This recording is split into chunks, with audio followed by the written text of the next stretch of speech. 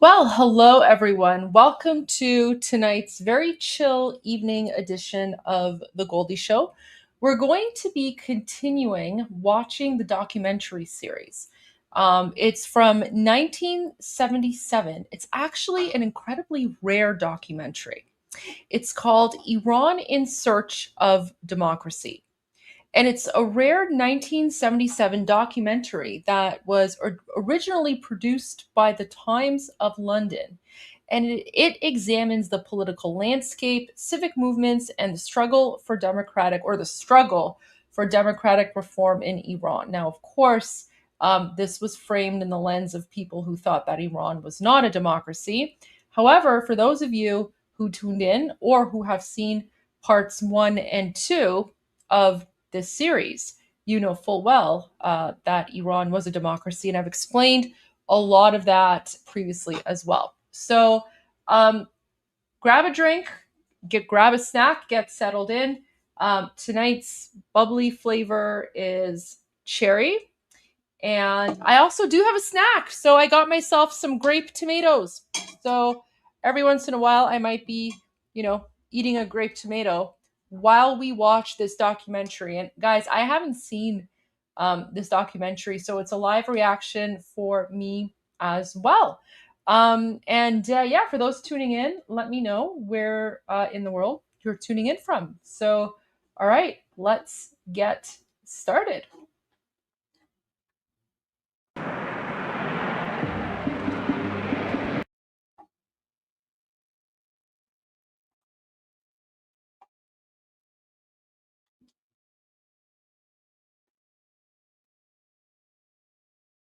I don't hear any audio here.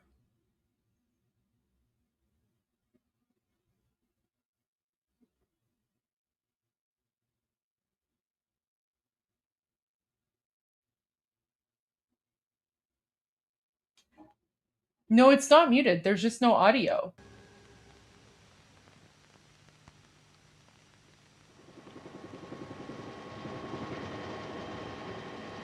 The Shah described land reform as the most deep-rooted and revolutionary action that can happen in the life of a nation.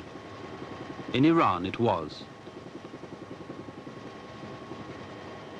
In 14 years, the control of the feudal landlords, who along with foreign powers were chiefly responsible for the country's lack of development, has been broken. All progress in Iran stems from that achievement. Today, though with varying degrees... So this documentary was produced in 1977. So this is 2 years before the Islamic coup d'etat. of success and failure, the peasant farmers are their own masters. Qasim Radi is 44. He can't read or write. With his family, he works and owns 5 hectares of land, mainly rice. So, guys, this is important. The fact that this Iranian guy who's 44 years old can't read or write, do you know how and why he owns 5 hectares of land? He didn't buy the land. I can guarantee you, without even having watched this documentary, that land was given to him by the Shah of Iran during the land reform process, where the Shah of Iran basically abolished the feudal system, right? So up until about the mid 1940s, 1950s, there was still a feudal system in Iran at the time. I am so used to saying occupied Iran because I'm speaking about modern Iranian politics. But in the 60s, he got rid of the feudal system and he established land reform. So he basically took land from the mullahs, from the Islamic clerics, and he took land from the feudal landlords and he divided that among the people. That's exactly why the Islamic clerics wanted to get rid of the Shah and were pushing for the 1979 Islamic coup d'etat. So keep that in mind. So the guy, like in the documentary, just said that this gentleman owns like 5 hectares of land. Let me go back a little bit and let's see how this gentleman who can't read or write, how did he become a landowner?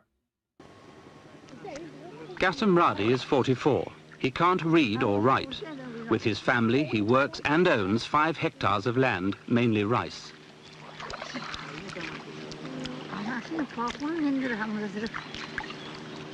Qasim and his family are more fortunate than many other peasants whose lives have been changed by land reform. The land they've inherited is on Iran's Caspian seaboard. It's very fertile and water is plentiful.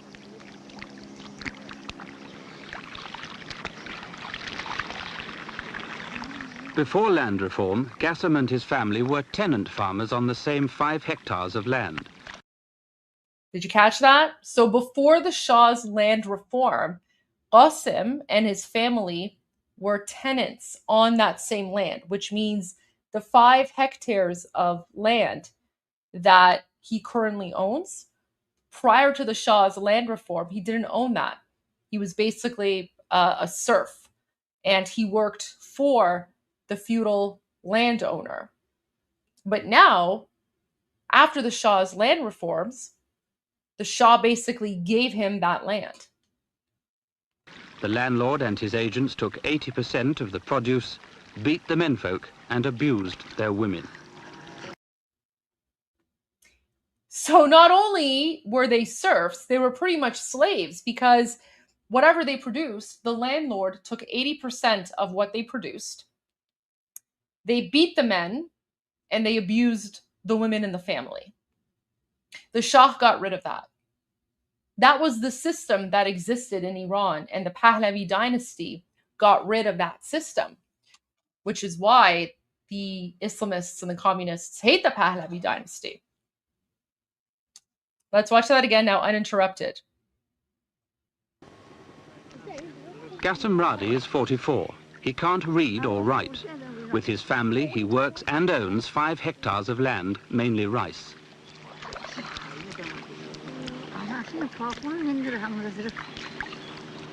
Qasim and his family are more fortunate than many other peasants whose lives have been changed by land reform. The land they've inherited is on Iran's Caspian seaboard. It's very fertile and water is plentiful.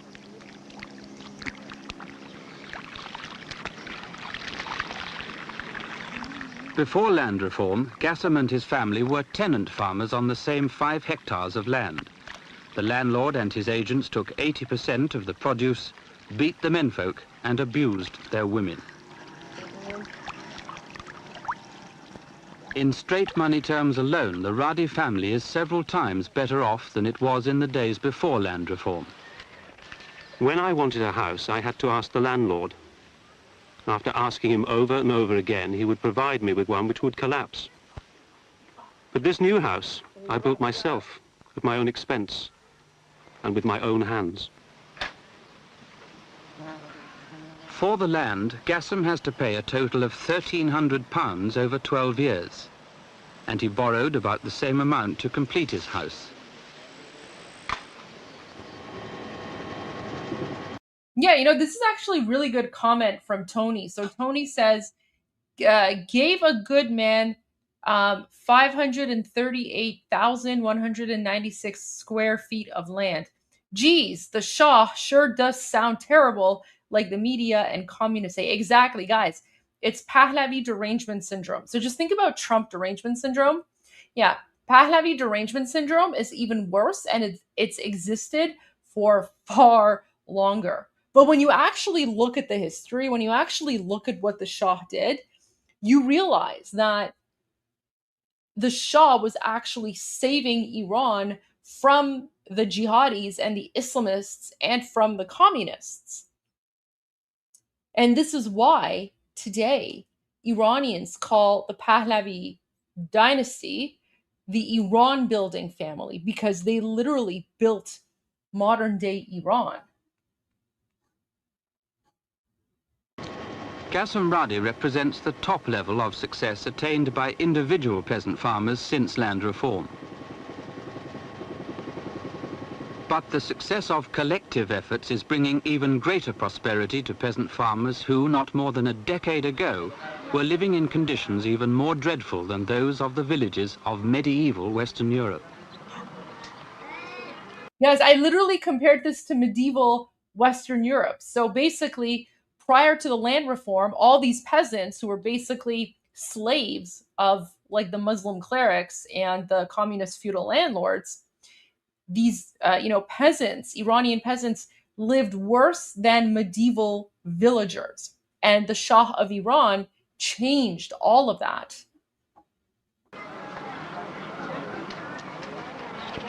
This is the life today in a farm corporation in the south of Iran. It was formed 3 years ago by 400 peasant farmers from 17 villages. Our life is much better in many aspects, thank God. There is no shortage of drinking water, clothing, food. Our drinking water, the baths, all those things are much better now. Excellent, much better now. In the old days in the villages, it wasn't like this. Now we have wash hand basins and sinks and baths. We have them all. Now, I notice he hasn't got a television. Most of his friends around here have got a television. Why has he not got one? Just at present, I've got no ready cash to buy one with. I have a daughter-in-law who was unwell. I spent all my money on her, between 500 and 600 pounds.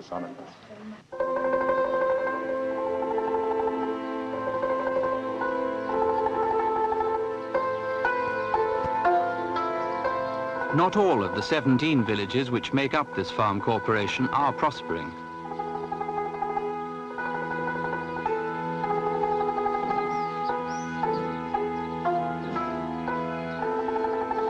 Some of the peasant folk, apart from being better nourished, seem to be just as poor as they've ever been. Yeah, well, that's because you literally can't fix, I don't know, 1,400 years of Islamic feudalism and poverty overnight, right? Like, you have to start from somewhere, right? You're talking about literally 10 years. You can't solve poverty. You can't fix a system that has been going on for 1,400 years under like Islamic Shia cleric rule in 10 years. But yeah, like living conditions were terrible. This is what the Shah was fixing.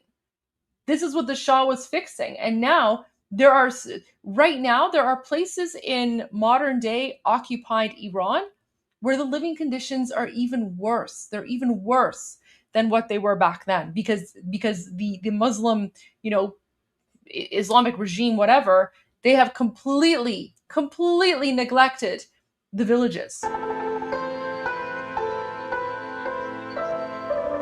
I mean, remember, what you're seeing here, this is what the landlords, like the feudal landlords and the Muslim clerics, this is what they wanted. This is what they wanted for the people of Iran, and the Shah was trying to fix this.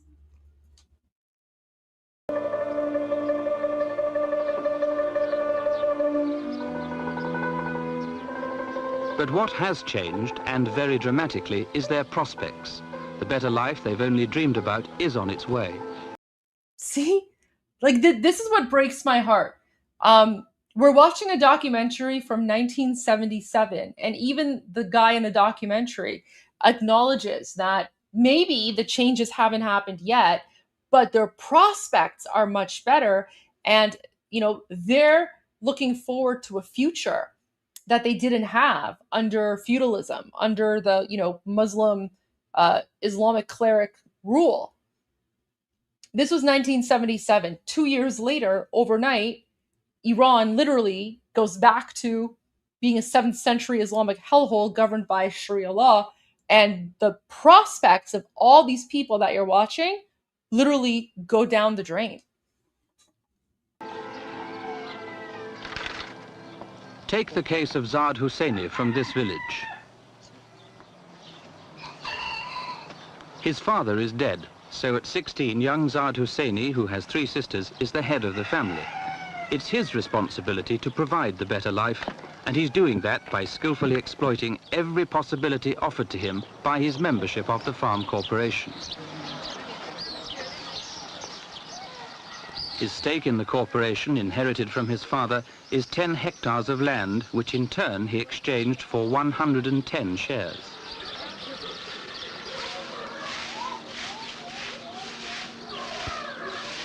At present, the family lives in a traditional mud house. It's clean, but that's all.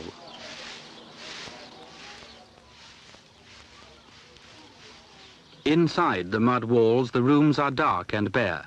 There's no electricity, no piped water, no toilet facilities, nothing really. And the cattle live in, though in this house they do have separate rooms, a legacy from the days of anarchy when thieves roamed the villages at will. But this is soon to be the new life for the Zad Husseini family, a new house in the residential area of the farm corporation. Wow! It's costing them more than £6,000. They've put down a deposit of a quarter and have to pay the balance over 10 years. How can they afford it? Well, the value of their shares in the farm corporation has doubled in 3 years. Do you see that, guys? So basically the Shah created these farm corporations, giving the villagers shares. And then as the shares increased in value, they were able to use those shares to buy housing that was literally built by the government. Cheap housing, like cheap in price, right? Like not cheap in quality. It's high quality housing that is inexpensive, right? So, I mean, guys, like these are like villagers who probably didn't even go to school, right? And now all of a sudden, right, they're like owners and they have shares and like all these things, right? This is what the Shah was doing. This is why we call the Pahlavi family the Iran building family. Like, look how they were like modernizing, right? And no, I'm not a socialist. This is pretty much like controlled capitalism here. The Shah was getting rid of the communist system that was in place. He was getting rid of the feudal tribal system where, basically like under communism, you don't own anything. Under communism, everything belongs to the state. And prior to the Pahlavi dynasty existing, the government at the time, which was basically the feudal landlords, right? Like the lords and the mullahs, right? They owned all the land, and the people didn't own anything, and they couldn't own anything. And whatever they produced, they couldn't even keep most of it. They could only keep 20% of what they produced. The other 80% went to the landlords, which the landlords, and guys, the landlords were not private citizens. The landlords were part of the ruling class, the ruling system. So it was pretty much kind of like communism. The Shah got rid of that, and he was introducing capitalism. He was basically teaching people about, how, like, he was basically giving people the opportunity to own land and to build and create their own wealth. That's capitalism. Wages and other benefits added, the family's income has increased 6-fold in the same period. It has to be admitted that this and other farm corporations in Iran could not have been formed and would not now be prospering without huge supporting investments in them by central government. But a formula for success has been found. Its potential is enormous if the flow of government funds can be maintained. The establishment and development of collective farms is an expensive business for the government. The farmers contribute their land, but after that it's the government which has to provide the funds to pay for land leveling, the provision of water. Government basically means the Shah. So the Shah was paying for everything. And to start with, managerial and training staff. By the way, during this time, the Shah was buying a lot of like farm equipment from the United States to help build these farm co-ops. Under the reform program, most of the land formerly owned by feudal landlords was transferred to 70% of the rural population. That's an achievement which no other developing country can match. Did I miss that? The funds to pay for land leveling, the provision of water, and to start with, managerial and training staff.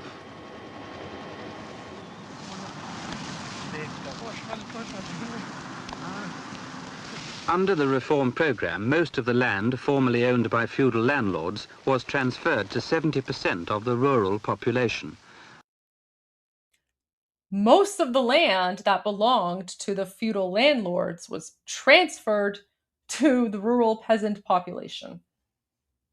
That's an achievement which no other developing country can match.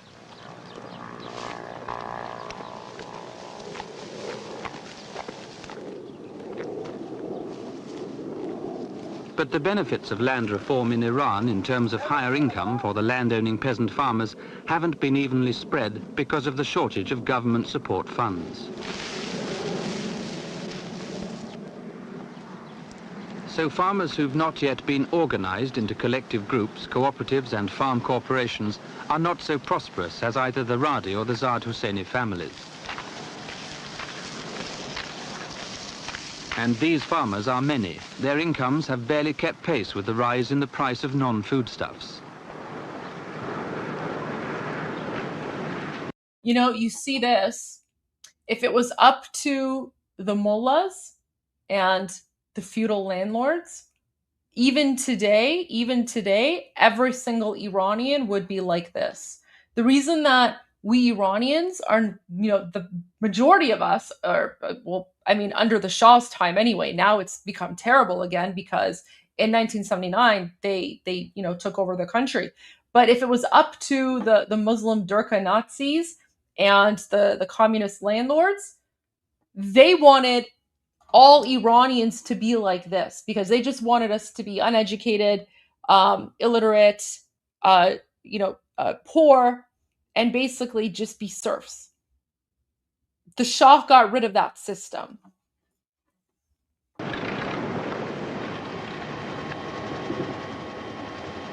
At present, only 13% of the total land area of Iran can support crops, and less than half of that is irrigated. Iran is a development planner's nightmare.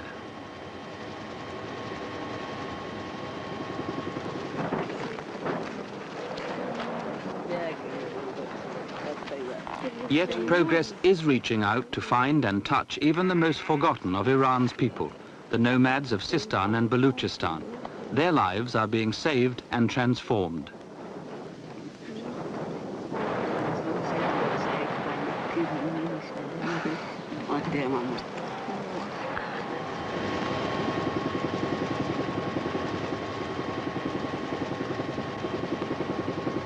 The desert is being forced to provide food, jobs, and a future with security for the nomads of the area.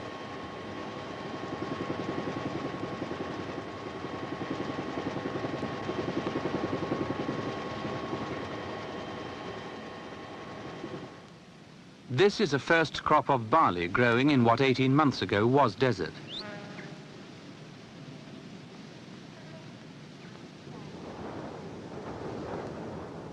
The name of this place is Tahlab Mirjawa. Unlikely as it may seem, it's a new town in the making, a place of permanent settlement for the nomads whose chances of survival in the surrounding desert and the mountains beyond are decreasing with each year.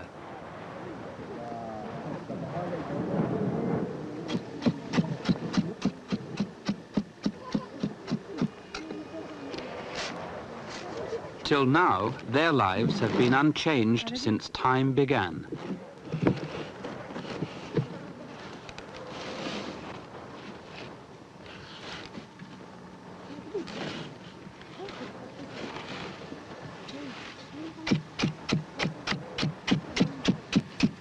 Oh my God, look at that piercing. Look at that nose piercing. Wow. You know what? I should show this to my parents and be like, because like when I was younger, I wanted a nose piercing. Thankfully, my mom and dad said no, I'm not allowed to get a nose piercing, and I'm grateful for that. But I should show this to them and be like, look, Iranians have nose piercings. The nomads are prepared to give up their wandering life and settle because there's no alternative. Out on the tracks, their sheep are dying from lack of water. My brothers and I had almost 300 sheep. Also, guys, just FYI, this guy, he's not a Durkha. So his turban is a different style. So keep that in mind.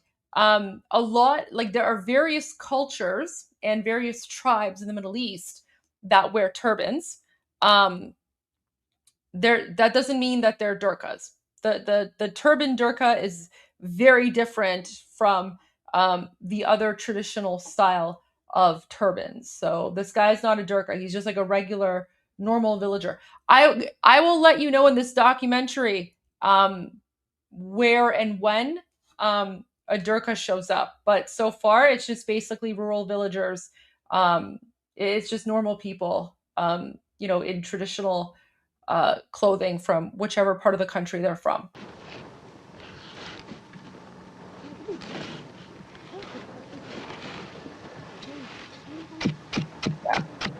And guys, you can also see like the women were like, they were kind of wearing hijab, but so this is called a chador. A chador is like a loose piece of cloth that you kind of put over yourself.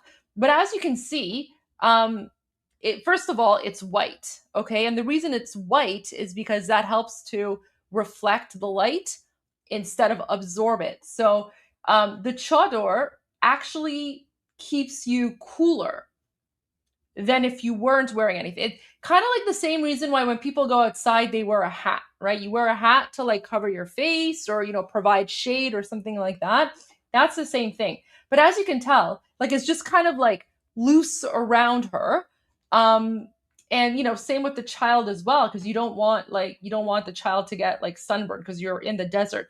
It's also the reason why the men wear like the turbans, right? Different type of turbans. It's to protect their heads, basically. Now, it's not to say they aren't Muslim. They are absolutely Muslim, but they're not like radical jihadi Muslims. They're just like normal Muslims, right? Like, you can tell, like they're not all about like just covering their faces and like no one's wearing like a burqa or like a niqab, right? Like no one's covering, like the women aren't covering their faces.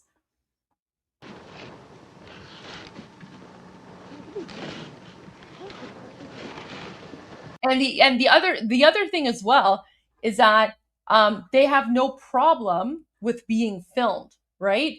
Whereas today, especially in a lot of like Western, like, you know, European countries, you know, there's like this whole subset of like extremist, like, you know, Muslims who walk around not only like full on covering their faces, but if you like film them, they come after you and they attack you and they're like, why are you filming me? That's against my religion, blah, blah, blah, right? Like they basically taken the Durka to the extreme. But like Iranians, you can tell, like the vast majority are just like normal people.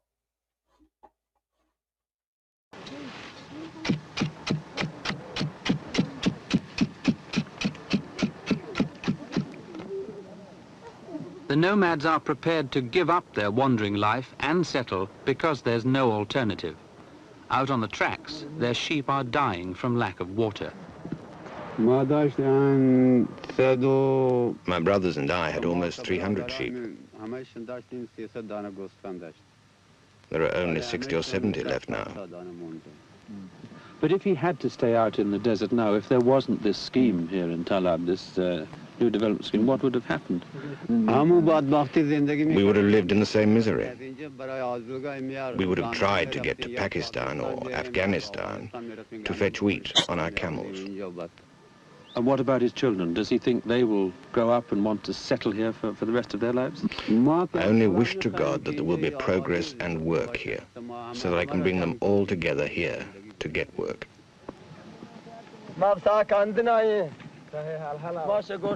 Work and security there will be for an increasing number of nomad families and their children as Talab grows and takes on the shape of a small town. Now there are 200 hectares of desert land under cultivation. In 12 months' time, there'll be 500.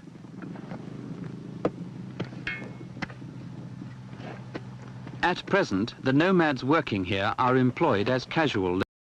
So I'm just seeing a few comments. Let me just address this really quick. So Christopher is saying, what's the status on the ground inside Iran? Are the folks able to depose the mullahs and IRGC? So the status in occupied Iran is that people are mobilizing and getting ready. They're not able to depose the mullahs and the IRGC just yet because the mullahs, you know, the Muslim Nazis and the Islamic Revolutionary Guard Corps, they're, you know, heavily armed, and the Iranian people are unarmed. My understanding is that some things are happening. We don't know what. There was a strike. You know, the Islamic Revolutionary Guard Corps attempted to send 4 drones. CENTCOM shot them down. But if you're looking for the latest news, this live stream is not it. Usually, I do provide the latest news in my live streams and in my videos. So if you want the latest news on Iran, make sure that you like and subscribe to my channel and turn on your notifications. This particular live stream tonight is just a documentary watch party. So we're watching a documentary from 1977 about Iran prior to what it was like before 1979. So if you're looking for the breaking news, this particular live stream is not it. But I will be doing breaking news tomorrow for sure. All right, so I just wanted to let you guys know. So if anyone's looking for breaking news, this live stream, it's not good. I mean, unless like, you know, we get like some breaking news that like, you know, Israel and the United States have like, you know, destroyed a whole bunch of IRGC bases and the conflict is back on. But if that's not the news, I'm not going to be covering it tonight. We're doing a documentary watch party. All right, but thank you. I appreciate that. Laborers. But as pioneers in this development project, they'll be the first to receive title deeds. Yeah. And, you know, actually, no, Christopher, I appreciate that. So, Christopher, I don't know if you're new to the channel or not, but let me just share something with you really quick with you and everyone else, because I'm more than happy to do that. So, on my channel, let me just bring this up here. Let me just share this really quick. So my YouTube channel, as you can see, like every day I do a live stream called Iran Revolution Live. and I go over like the latest breaking news on everything that's been going on. Tomorrow is day 161, which means I've literally been doing this for 160 days. And if you ever want like the breaking news, just all of the previous live streams are there. The first 30 minutes is an intro, so just skip ahead the first 30 minutes, and then you'll get to the actual live stream part, because we kind of do like a pre-show, which like, music and like videos and things like that.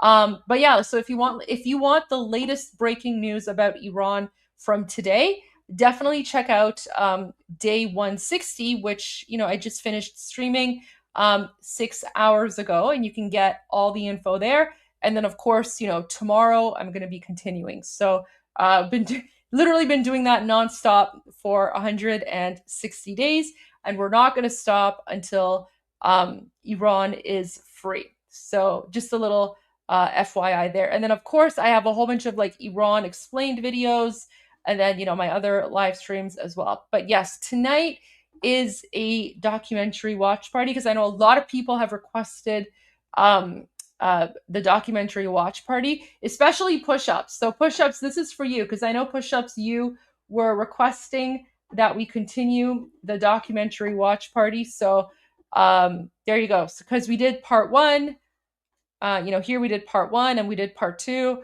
So now we're on part 3. Okay. Oh, am I going to stop when Iran is free? Well, I mean, at that point, I don't know, maybe we'll continue, because if people are interested in, getting updates on the transitional phase, then, maybe I'll do that as well.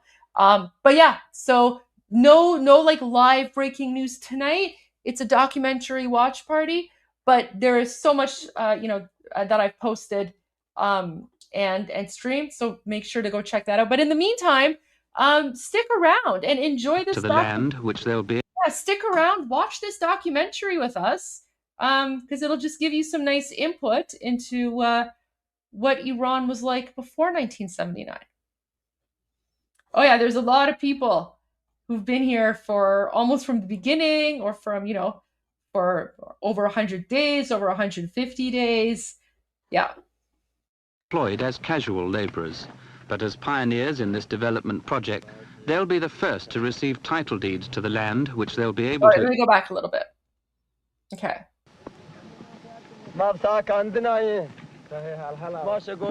Work and security there will be for an increasing number of nomad families and their children as Pahlavi grows and takes on the shape of a small town. Well, push-ups, you were requesting Now there are 200 hectares of desert land under cultivation. In 12 months' time, there'll be 500.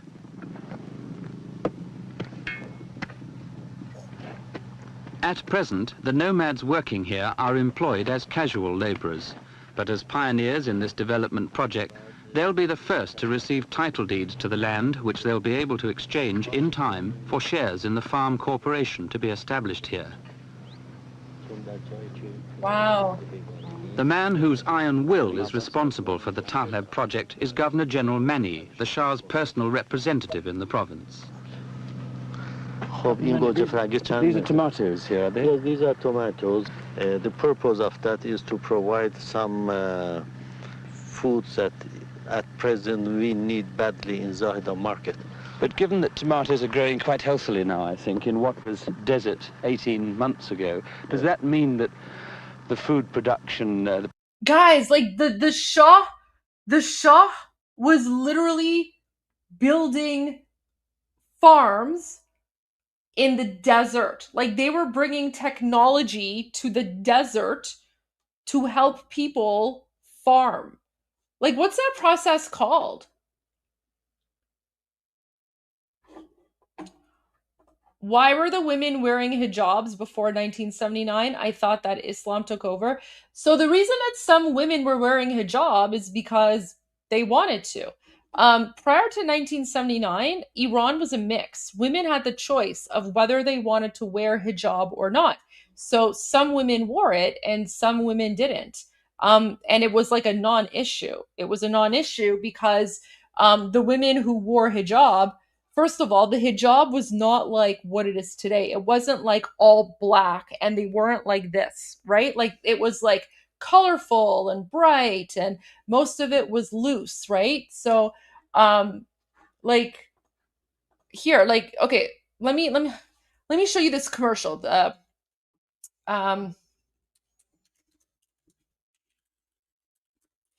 I don't know. Okay. Okay.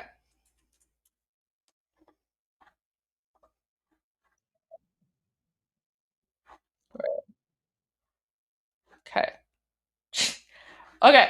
So let me bring this up. I'm going to share a few commercials with you from Iran, from before the 1979 Islamic Revolution. Okay. So where's the playlist? Where'd it go? Wow. All right.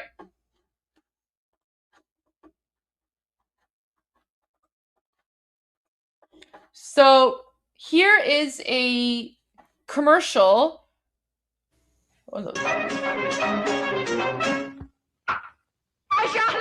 شهرت خانم زله شدم من از دست تو و بچه تختت به خدا خسته شدم من نگاه کن رفته رو دیوار نشسته از اونجا زنگ زده شیشه رو شکسته چی بهش بگم مهری خانم جون بچه هست دیگه یه بچه نادون آرومی که بابا اشتباه کردی شیشه خودش شکست جون هرچی مردی آی نیم وجبی دروغ میگم من اما کاری نکرده بچه من. Okay, so let me just explain what's happening here. So, okay, so basically this woman.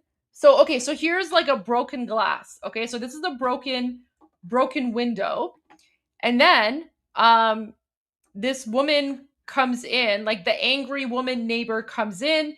She's storming into the house, and then she's like, "Your son like used a slingshot to like throw a rock into my window," and then it's all done in like Persian poet, like it's like poetry rhyming. So it's like traditional music, but they turned it into like a commercial, right?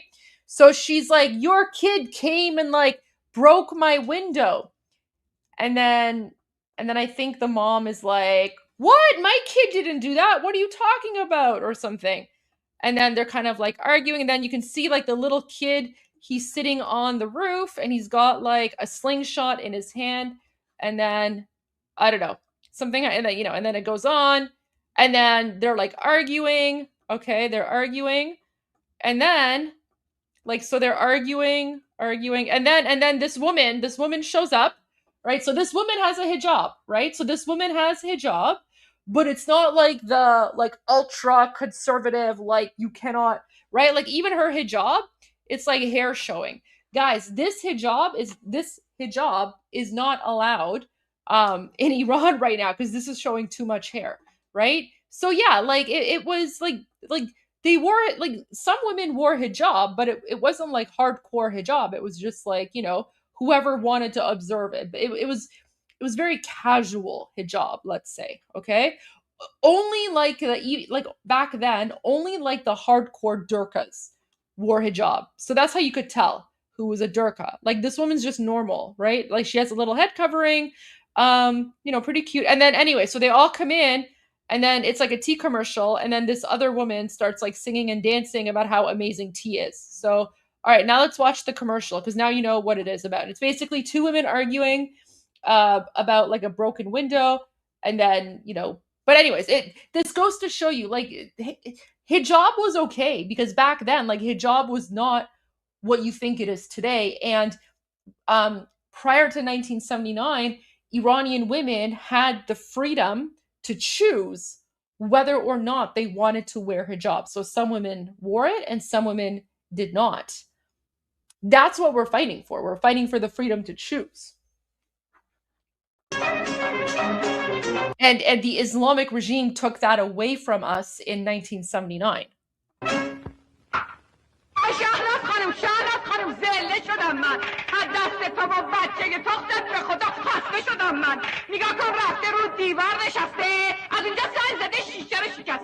چی بهش بگم مهری خانم Oh yeah, so the angry woman neighbor comes in and she's like, you know, in a very Persian poetic way, like your son broke my window, and then the mom is like, what am I supposed to tell him? He's a child. That's what kids do. And then let's see what the kid says. Let's see what that's like the Iranian Dennis the Menace right there with the slingshot, right? That's what it reminds me of.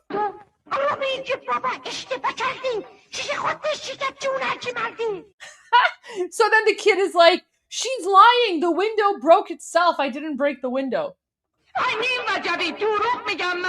And then she's like, oh, you like, you know, you little kid, I'm lying. And then she's like, I saw him break it. She's like, he broke the window. Oh my God, why is no one believing me? You believe the kid? The good dog believes the kid. Oh, so the window broke itself, okay. Yeah, like it's like the Iranian Bart Simpson or Dennis the Menace. There you go. And then this woman comes in and she's like, guys, like, let's just make up over some tea.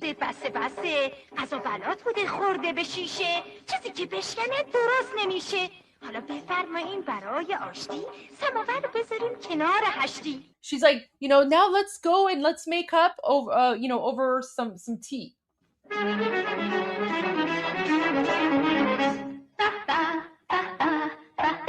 چه خوش عطر چه خوش دم چه خوش رنگ نرگس از هر کی بپرسیم بهترین چای کدومه میگه نرگس از دستی که طعمش رنگش عطرش خوب نرگس چای آشتی کنون چای نرگس تو ایران بهترین چای نرگس چای نرگس چای دلخواه همه. Guys, we want like a whole journey there. So this was literally a tea commercial. The whole thing was a tea commercial. So the whole thing is like, you know, you can like just, you know, make, you know, just if you're having an issue, just, you know, have some tea and you know, everything will be fine. So that was like a whole journey about tea, but there you go. I'll show you one more Iranian commercial and then we'll go back to the documentary. I don't really need to translate this. So basically it's just like an appliance commercial. So the woman is just like talking about, you know, the different appliances that they're selling. Iranian tea, Persian tea. We only have like kind of one kind of tea in Iran. It's just like authentic tea, right? There you go. آهای خانم خونه کسی در این زمونه به خود راحت بمونه باید راهشو بدونه.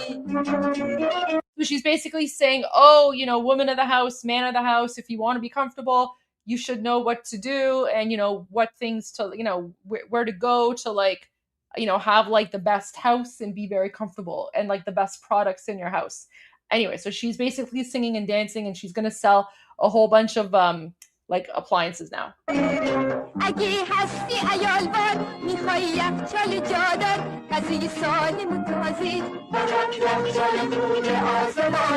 So it's this company called Azemayish. So all the brands, it's like Azemayish.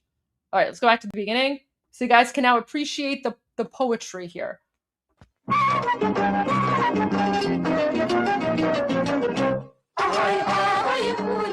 آهای خانم خونه کسی در این زمونه به خود راحت بمونه باید راهشو بدونه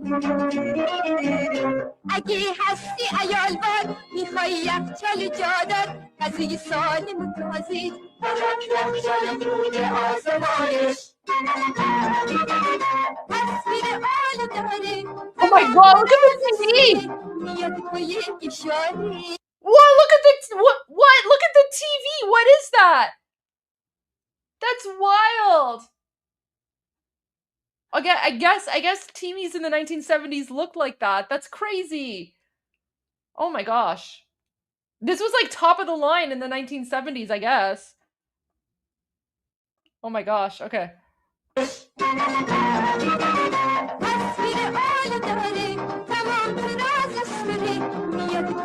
my gosh! Oh, it's air conditioner.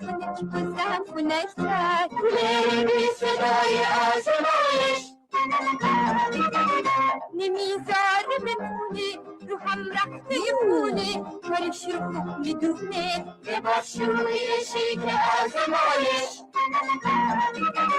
غذا همیشه لذیذتر خانم میشه عزیزتر تو بخوای مطمئنی اتاق گاز جدید آزمایش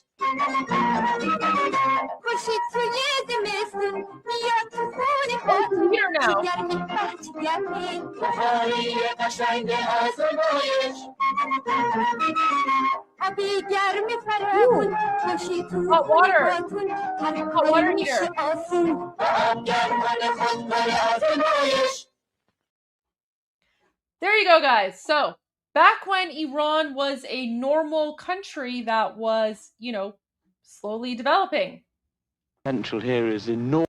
So, yes, there's a little glimpse of some actual Iranian TV commercials. So, well, only one brand. Well, guy, that was a commercial for that brand. I just that's just one TV commercial for that one brand. I'm sure there were other brands out there, but that's just like it's like if you're like watching like a I don't know like a Apple commercial, like if they're like advertising iPhones or Apple products, they're not going to be advertising Samsung in the commercial, right? So this was a commercial from that one particular company promoting their stuff on TV. But yeah, Iran was a normal country, and yeah, there were women who chose to wear hijab, but it was their choice, right? Like no one was forced into it. And the vast majority of them, the hijab was not what it is today. Like it was loose, it was colorful, and it was more like traditional than anything else. So, all right, now let's go back. They'll be the first to receive title deeds to the land, which they'll be able to exchange in time for shares in the farm corporation to be established here. The man whose iron will is responsible for the Pahlab project is Governor General Mani, the Shah's personal representative in the province. These are tomatoes here, are they? Yes, these are tomatoes. The purpose of that is to provide some foods that at present we need badly in Zahida market. But given that tomatoes are growing quite healthily now, I think, in what was desert 18 months ago, does that mean that the food production, the potential here is enormous, provided that it's handled properly? Yes, I believe so. So I'm noticing that some of you are commenting on the outfits of like this Iranian. Yeah, that's because Iranians who lived in urban centers were much more like they basically wore the same clothes that like Americans wore in the 1970s, right? There was no difference there. It was only in like the more rural areas, the rural developing areas, that you could really see sort of the nomadic, cultural, traditional type outfits. Very similar to like America, right? Like America, think of America like, I don't know, 50, 60 years ago, where, somewhere like New York, people dress a certain way, but then you went out into like more of the rural areas in the United States, and people still wore sort of like traditional farm clothing, or whatever the case was, right? Kind of like that. That's basically what it was. So the modernization was started in the urban centers and worked its way outwards. So that's why you see Iranians with two different styles of dress here. You have like the rural traditional nomads, and then you have the people who are part of the Shah's government, who are there to build the farm co-ops and to modernize the area and to basically bring everyone up out of poverty. But yeah, like my dad pretty much dressed like this guy in the 70s. That is a barren soil, and we have to work a little bit with that soil, wash down this excessive minerals that they have, and they make it ready for a successful vegetable growing. So at present, most of our task is to improve the soil by sowing like barley and wheat and alfalfa and this kind of crops. It's that to are consolidate the soil. These are more resistant to these conditions, and then by plowing this under, we are adding some humus to the soil and sweetening that one, so making ready for a successful vegetable growing. But if we survey this land out here now, in 5 years from now, what is going to be growing out here? Maybe tomato, maybe eggplant, maybe lettuce, or any kinds of vegetables that people need here. Governor General Manny. Spoiler alert, they never made it to 5 years because this documentary was filmed in 1977.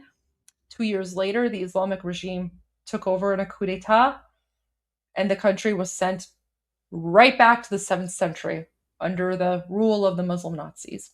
He never takes no for an answer.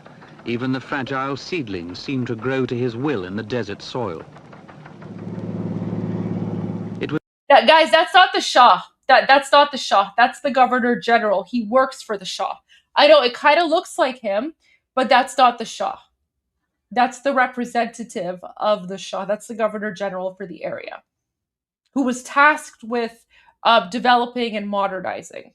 It was on his instructions that Iranian consulting engineers surveyed the desert for water. When they reported their findings, plenty of water, with the advice that exploiting it was not an economic proposition, he politely told them and various government officials to go to hell. And now the... Whoa, wait, what? Wait, I totally missed that.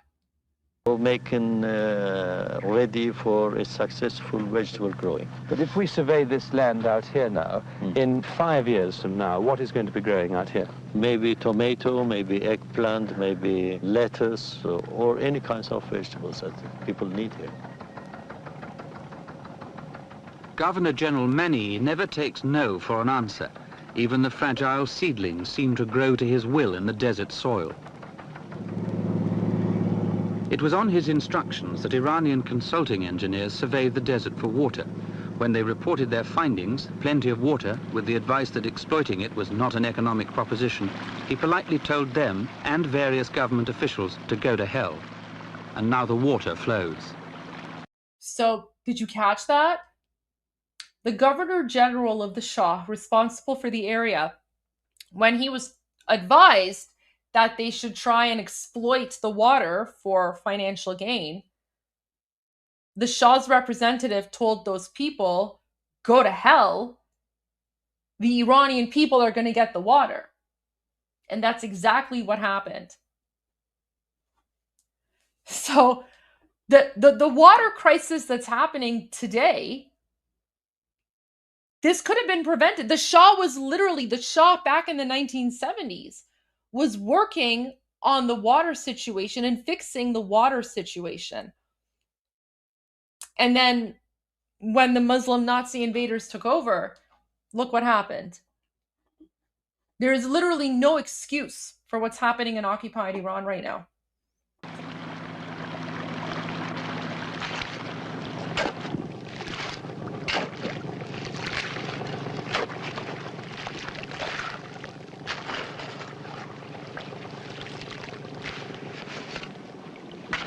One main problem in Iran is that many costly development projects like this are not economically viable in the short term.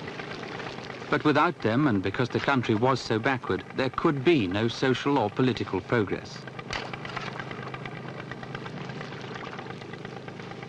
In such circumstances, decision-making about what to spend and where is a high-risk business. That's why many in authority in Iran are reluctant to accept the responsibility for decision-making, and why many decisions are left to the Shah.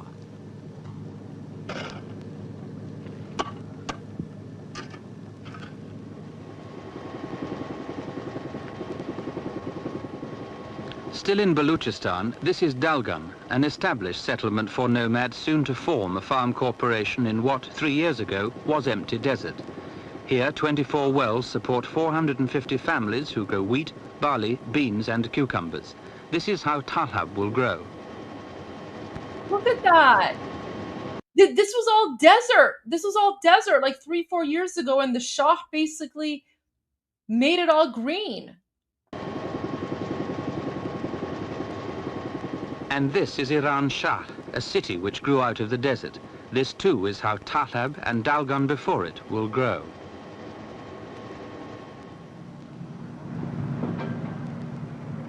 It's estimated that Iran Shah's population of mainly nomads will rise from 20,000 to 300,000 in 15 years.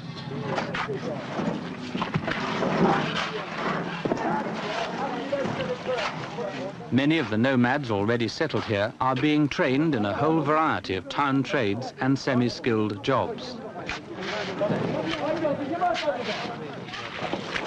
Guys, like, this is exactly how you modernize a population. You don't just give them handouts. You train them and you teach them a skilled trade so that they can have the tools to become self-sufficient and to provide wealth for themselves, to create that wealth. That's exactly what the Shah was doing. I mean, guys, remember, these are people that were neglected for centuries by the Muslim rulers, by the previous dynasties. Guys, the previous dynasties were all basically subservient to the Muslim clerics. The previous dynasty, to the Pahlavi dynasty, the Qajar dynasty, was terrible. They were garbage.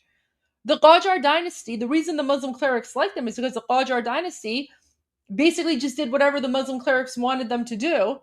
And they basically just, like the Qajar king or whatever, they basically just spent all their time like traveling across Europe, wasting money, and just being high on opium all the time.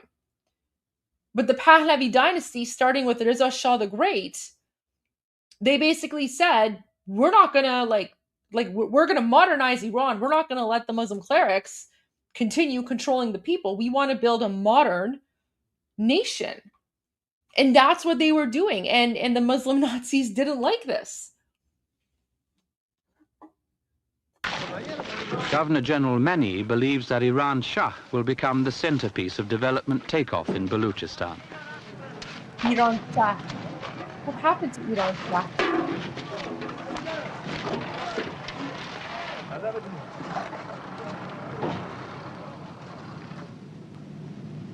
There's a different approach to the problem of bringing the nomads into the 20th century in the southern part of Iran, where they are the main suppliers of meat for the whole country.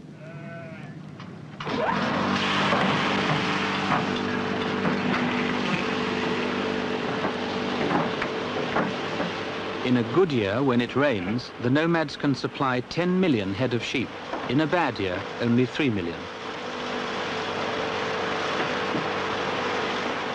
By providing health care, improved breeds of sheep and feedlots on the grazing trails to make up for the lack of rain, this huge meat complex is aiming to stabilize production.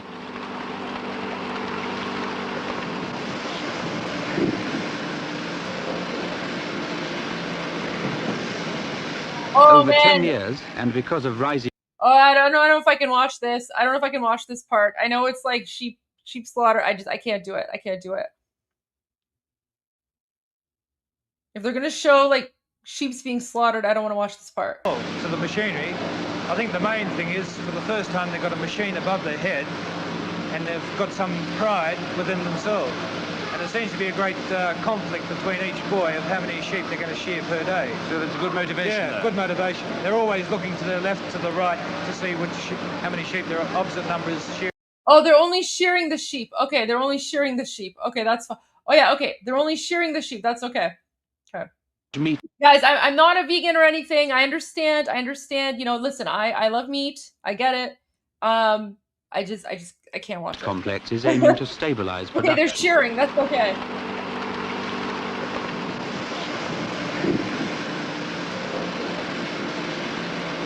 Why are they dragging this beef Over like 10 that? years, and because of rising incomes, the consumption per head of meat in Iran has quadrupled.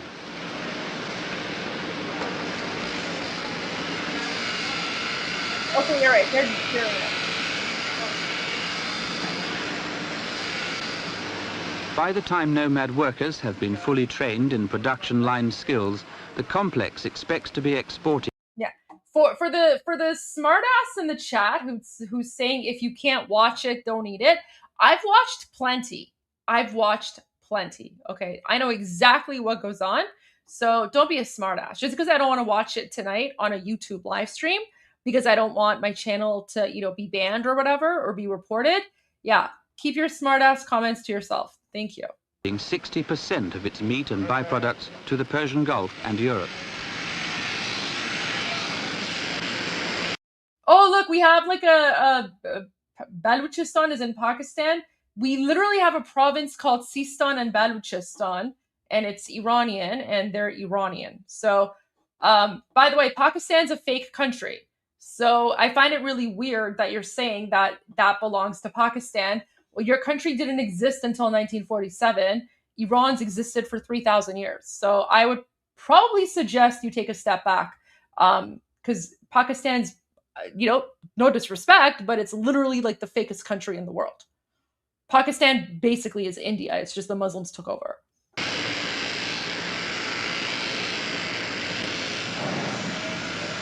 The training instructor is an Australian. Well, personally, I think they've adapted very well to the machinery. I think the main thing is, for the first time, they've got a machine above their head, and they've got some pride within themselves. And there seems to be a great conflict between each boy of how many sheep they're going to shear per day. So that's a good motivation. Yeah, good motivation. They're always looking to the left, to the right, to see how many sheep there are opposite numbers shearing. How many are they managing to shear a day now per man? We're averaging, each man is averaging 100 sheep per person per day. And after how much training is that? This is after about 7 months training. So how would that compare with the people you know in Australia, for example? This compares on par with Australia. In 5 or 6 years' time, it's only experience they need. They'll be right up with the top boys.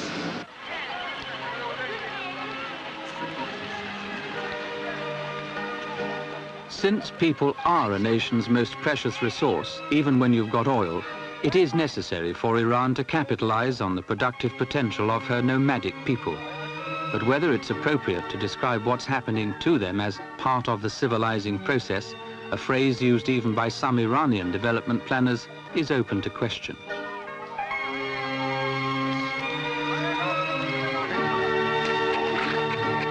See, so you see like the traditional outfit here? Like this is technically considered hijab. So, like the women's heads are covered, but they're not wearing like oppressive burqas, right? And again, keep in mind, the reason that everyone's heads are covered is because it's like protection from the sun. So, I mean, I guess technically she's wearing hijab because she's covering her hair, but it's not like it's not Islamic hijab. It's not like that, just, the black cloth and the burqa that like covers your face and erases your identity. You can see like the women are wearing like the traditional clothing of their tribe and like their, the region. Productive potential of her nomadic people. But whether it's appropriate to describe what's happening to them as part of the civilizing process, a phrase used even by some Iranian development planners, is open to question.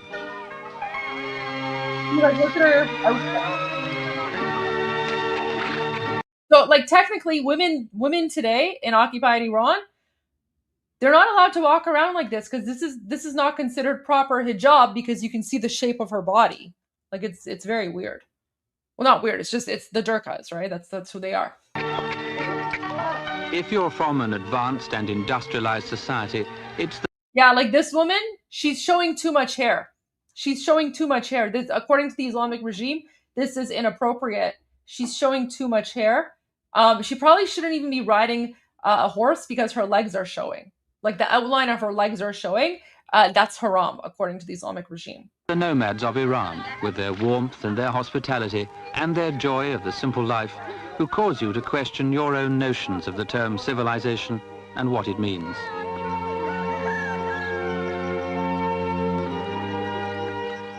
Iran will be the poorer if the values these people symbolize are sacrificed to the god progress.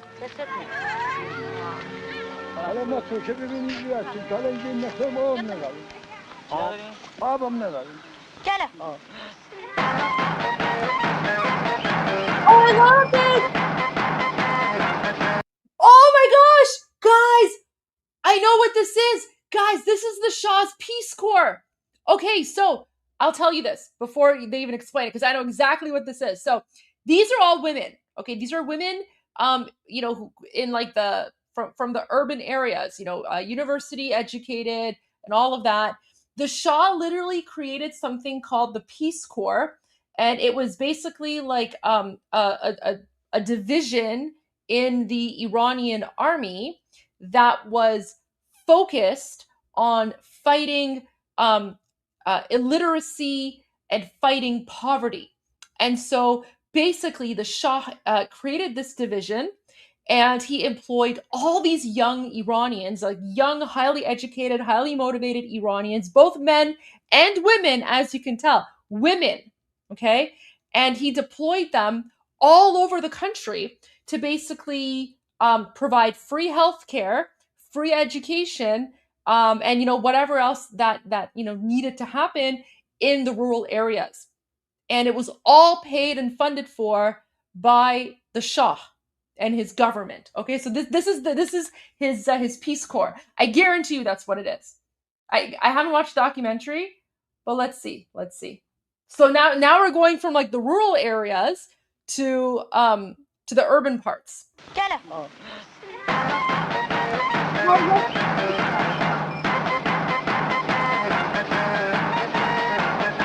If to some extent the nomads are disappearing, the new wanderers along new trails are the youngsters of the various service corps the Shah created for the fight against poverty.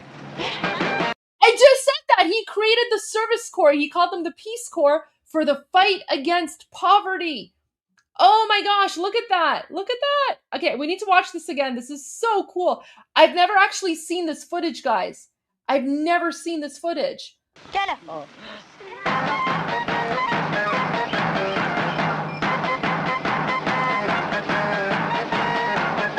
If to some extent the nomads are disappearing, the new wanderers along new trails are the youngsters of the various service corps the Shah created for the fight against poverty.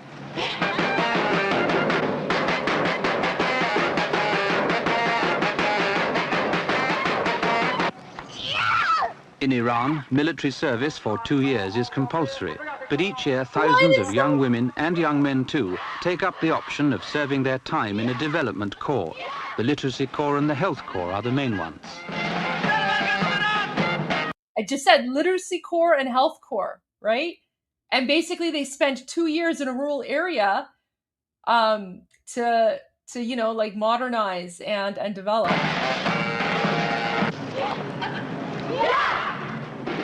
After 5.5 months of military and other appropriate training, corps workers are assigned to a rural area for 18 months where they may be on their own with strangers, thus the need for training in the finer arts of self-defense.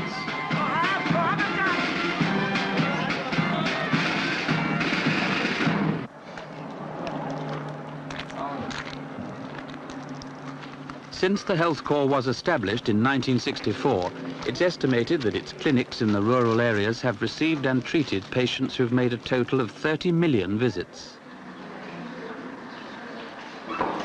At the Health Corps clinics, there's a registration fee of about 7 pence a visit. After that, everything is free.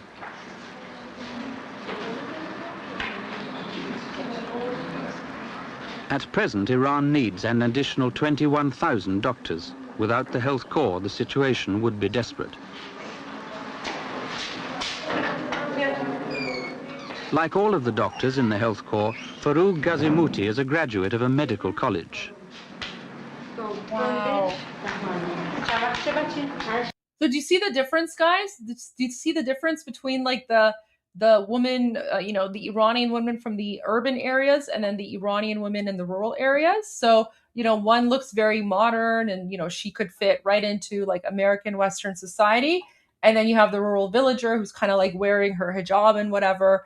And it's just tradition, right? Like in the rural areas, they were a little bit more traditional, but ultimately, Iranians had freedom of choice. And as you can see, like no one batted an eyelash, right? Like, so it's not like someone judged, like no one judged the other for what they wore. It was all accepted. because again, like even her hijab, it's not like the Islamic hijab, because it's, you know, it's got patterns and it's colorful. Whereas when you see all like the Durka videos, they're literally wearing all black, right? It's all black because even like wearing a pattern is considered haram, right? Wearing a pattern is, you know, according to their view, is like it's too much. In addition to their own knowledge and skills, the doctor's biggest weapon in the fight against the diseases of poverty and infant mortality in particular is the free milk and supplementary food which the government provides for over 7 million children.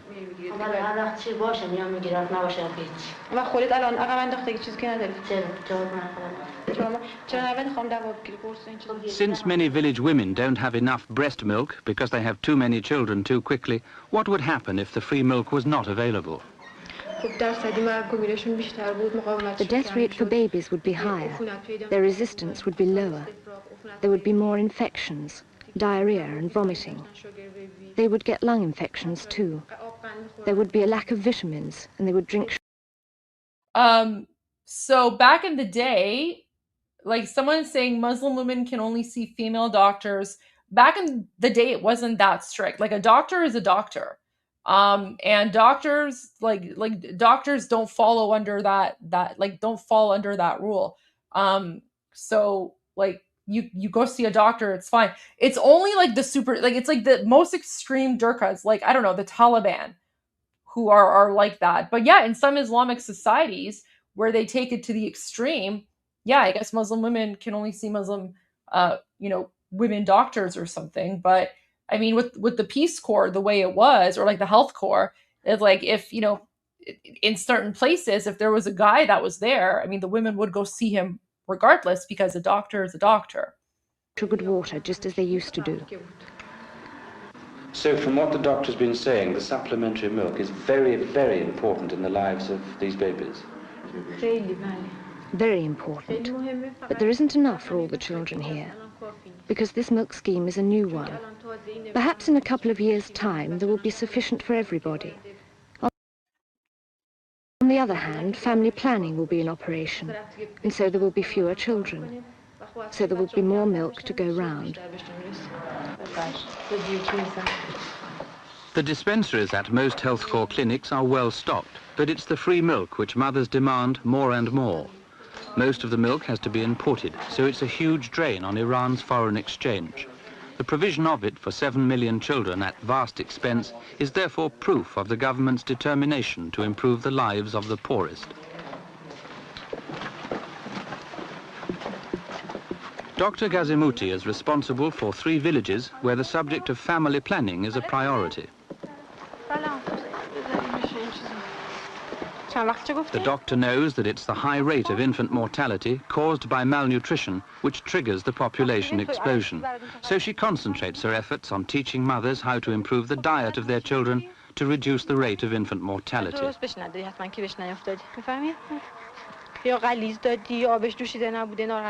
In 12 years, health corps workers have played a significant role in helping to wipe out the extremes of malnutrition and related diseases. Now they can turn with more chance of success to the job of persuading parents to practice family planning. How long does it take for the doctor to persuade a young mother like this to have birth control? She needs to come here 5 or 6 times, then she comes with her husband, then she asks her mother-in-law for permission. It all takes about 3 or 4 months. So often the real problem is...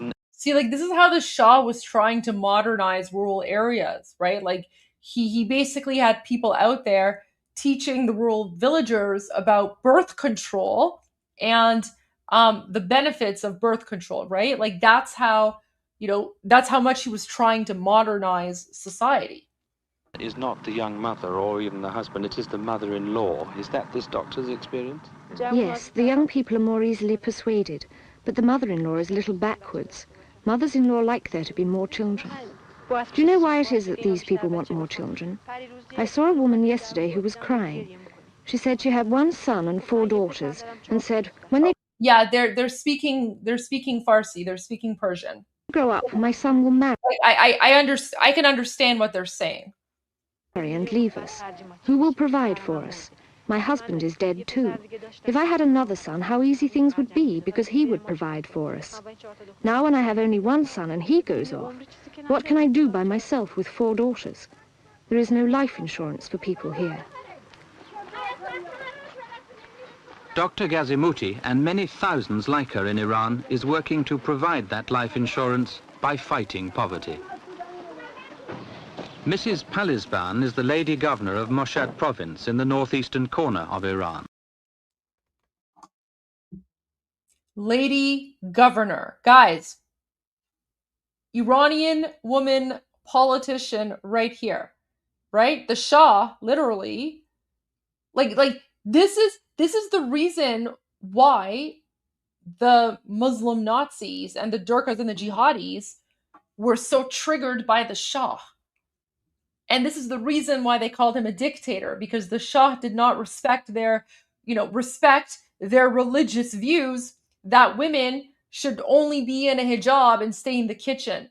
Instead, the Shah was literally empowering women by not only giving them the right to vote in 1963, but he had them appointed in high-level government positions, and they were tasked with helping to modernize and build the country, right? What sort of dictator does that? The Shah is literally the worst dictator in the history of civilization. He was the exact opposite of a dictator. She is touring a village damaged by a flood.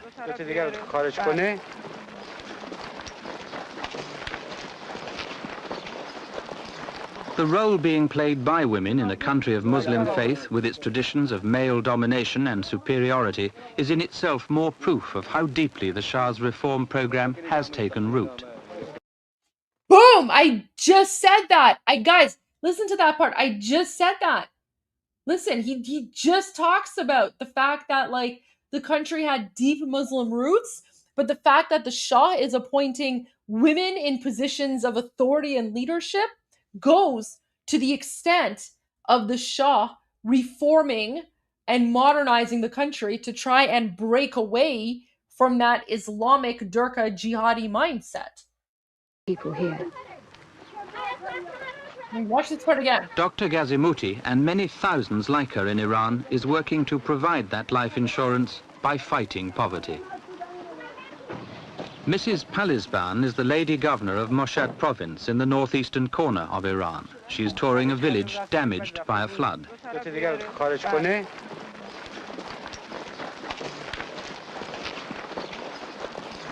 The role being played by women in a country of Muslim faith with its traditions of male domination and superiority is in itself more proof of how deeply the Shah's reform program has taken root.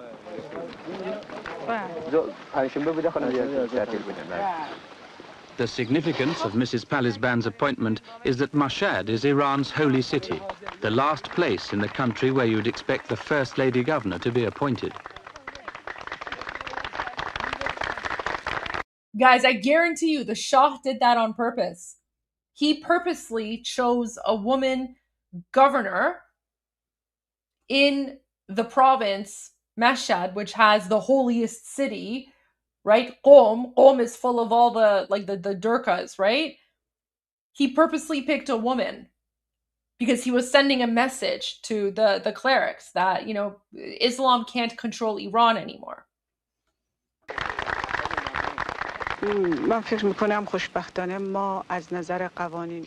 Fortunately, from the point of view of legislation, I believe that we now enjoy full equality. Wait, have there been more missiles launched by the Islamic regime? Okay, let me just pull up Shin.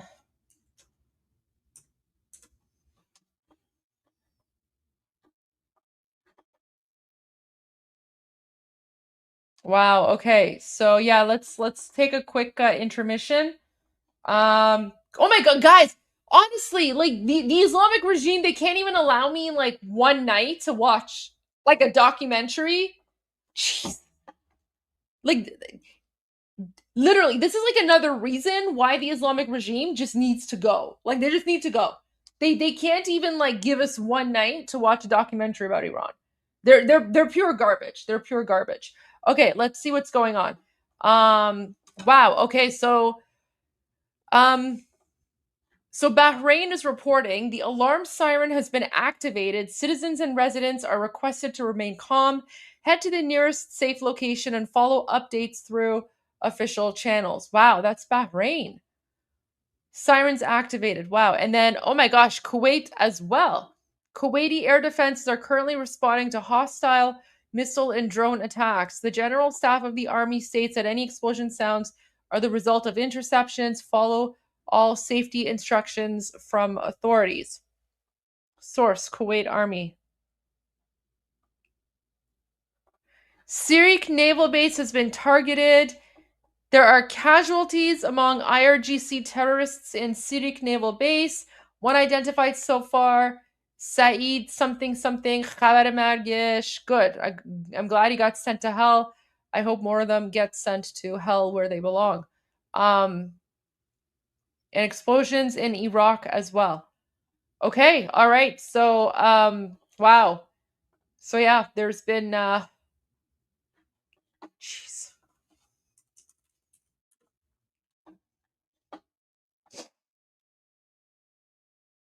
Yeah, Bahrain has activated air sirens.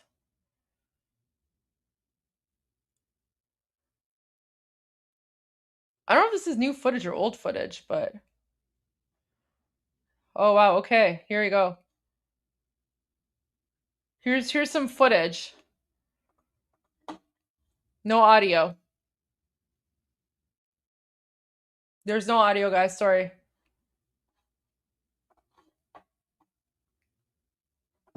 Yeah, this one has audio.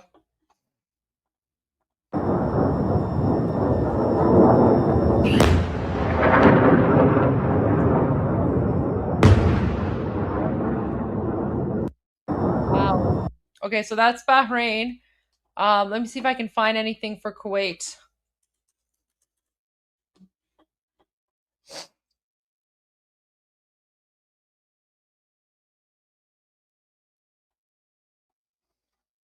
Okay, this is some footage from Kuwait. Apparently, the sounds of explosions are the interception of the missiles.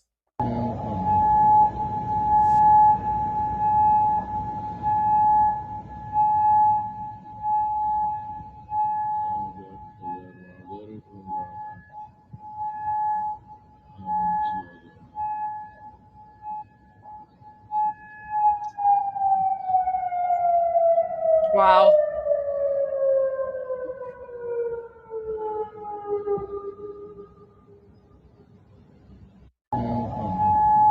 Okay, so there you go. That's the latest breaking news. Missiles. I mean, how much longer? How much longer is this going to happen? Like, how much longer is I don't know, President Trump going to tolerate this? Like, the Islamic regime is literally just launching missiles at Bahrain and Kuwait. How is this in any way, shape, or form? Like, I don't know. Like, guys, this is why you cannot negotiate with terrorists. It's why you cannot negotiate with terrorists. You have to exterminate them. They're basically like the Islamic regime is a cancer, and the only way that you can cure cancer is by getting rid of all the cancer cells. If you leave even one cancer cell, the cancer will come back, and it will be even more aggressive than what it was before. You literally have to get rid of every single cancer cell to cure cancer. The Islamic regime is the exact same way. If you want to get rid of the problem, you have to get rid of the Islamic regime. Jesus, wild. All right, let's go back. The only thing... All right, let me go back a little bit. I'll be watching. I'm just going to take a quick health break, and I'll be right back. By fighting poverty. Mrs. Palisban is the lady governor of Mashhad province in the northeastern corner of Iran. She is touring a village damaged by a flood.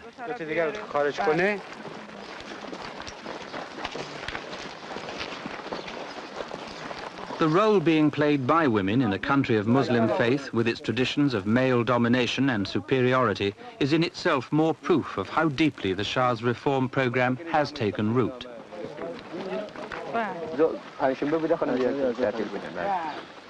The significance of Mrs. Palisban's appointment is that Mashhad is Iran's holy city, the last place in the country where you'd expect the First Lady Governor to be appointed.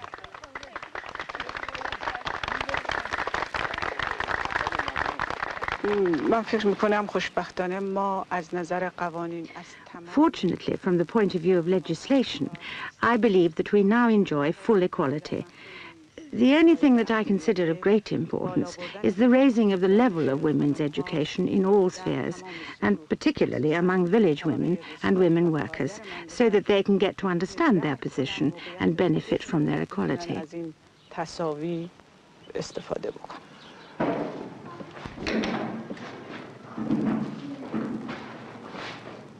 In some of the poorest parts of the country, the education of the village women, the mums, is already underway.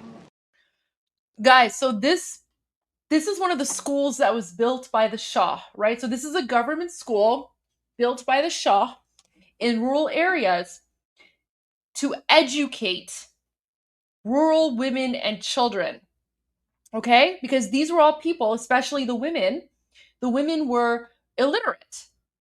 The Shah literally built schools to combat illiteracy and to help the women in these rural areas learn how to read and write.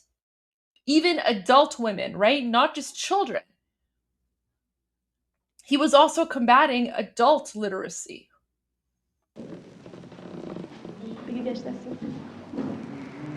But such things can happen only when the mullahs, the religious leaders, consent, and many of them are still uncertain about the wisdom of this much progress. Oh, did you catch that? Guys, this is 1977. So the women in these rural areas were only allowed to go to school and learn how to read and write if the mullah durkas allowed them to do so. This is what the Shah was fighting. The Shah was literally fighting the durkas. Unbelievable to me. The Shah was fighting illiteracy. The Shah wanted to educate Iranian women. The Shah wanted to teach them how to read and write. The Muslim clerics weren't sure if women should have the right to read and write, because too much progress might not be a good thing. And yet somehow people call the Shah a dictator. Do you see the historical revisionism? Like, this is what makes my blood boil whenever someone says, oh, the Shah was a dictator. Really? Are you kidding me?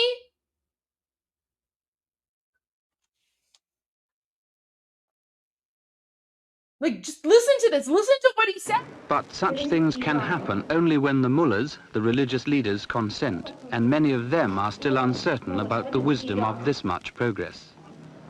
The actual progress in the emancipation of women in Iran is even more remarkable than it may seem, because opposition to it by religious fanatics still manifests itself in the promotion of terrorism in alliance with communist groups.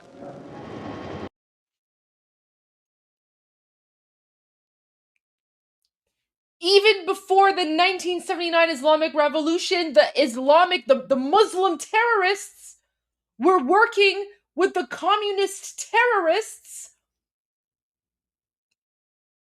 because they didn't like the Shah progressing the country forward.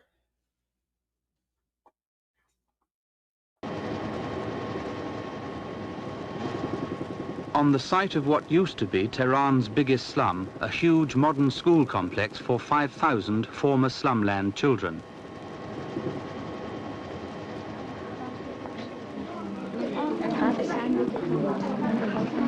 If governments have the political will and the economic resources, it's easy to provide well-equipped schools, universities, hospitals, and so on. Look at this.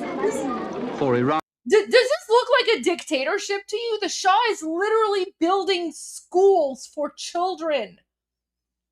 And the Muslim religious clerics didn't like that. On city folk, and the children in particular, no expense is spared to provide the most modern and up-to-date facilities.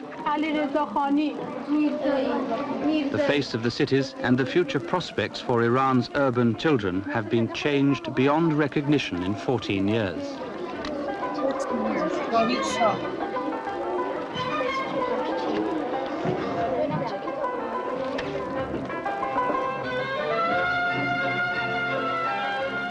But the less obvious success stories are sometimes the most dramatic, as the story of education in Iran shows.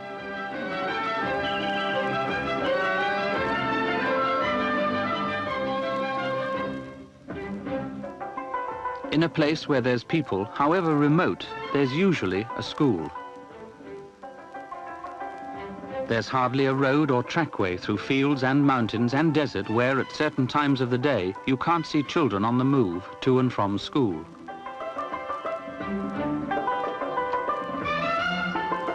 In 12 years, the number of children attending school has nearly quadrupled.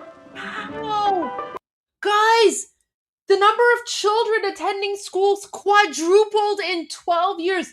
I don't know what country has that sort of stats, and I'm saying that as a former politician who was in government, who was working on the education file and the healthcare file and all these files. I've seen the stats, I've seen the figures. It is like it blows my mind. It is unheard of.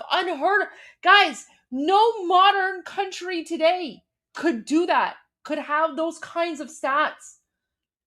But that's what the Shah was. He did it in 12 years. Guys, the school board in my former district that I used to represent was such garbage. It took them 7 years to build one high school. I secured the funding for them within 6 months of getting elected. It took them 7 years to build one high school. That's the insane part about this. Like, the Shah quadrupled the number of kids going to school in 12 years.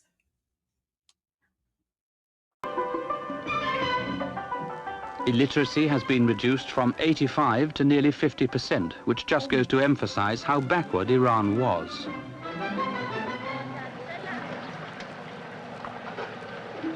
In every village, even the poorest, the first demand is for a school.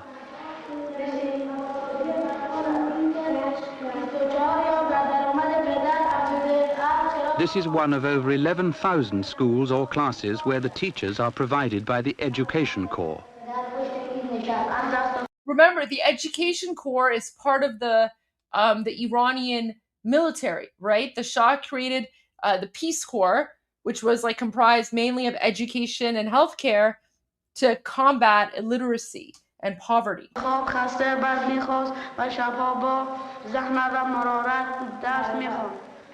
Why such a great thirst for education? The Shah's revolution has succeeded in making the people of Iran aware of their needs and their rights. Even the poor have realized for themselves that education is not an end in itself, but a means to development and a better life.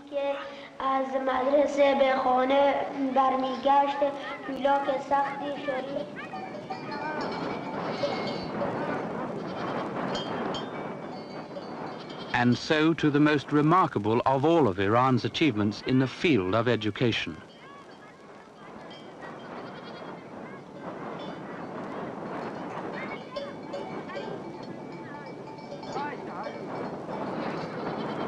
The tribal schools.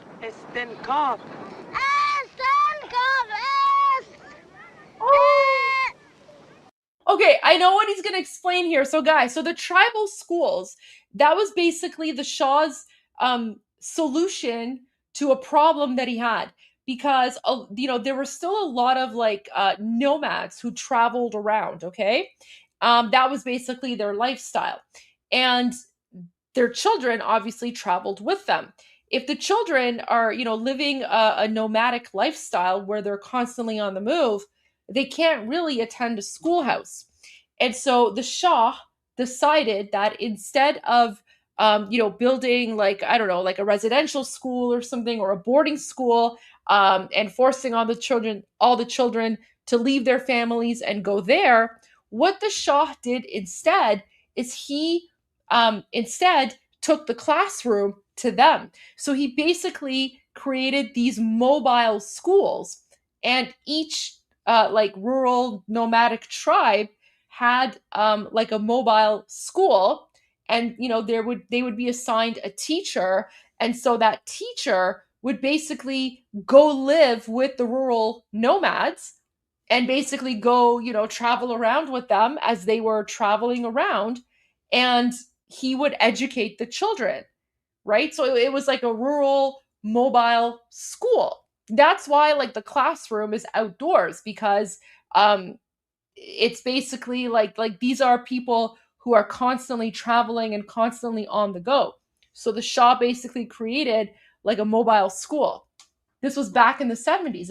And so this way, the Shah was able to counter that problem of, because he didn't want to force the children to leave their families, but he still wanted them to be educated.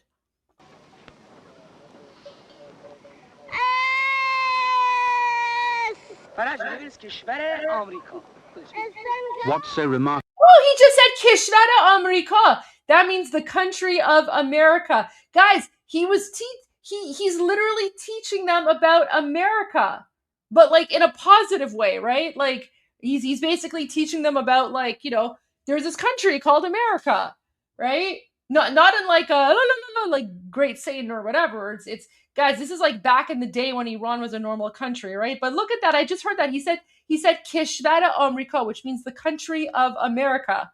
He's literally teaching them about the United States.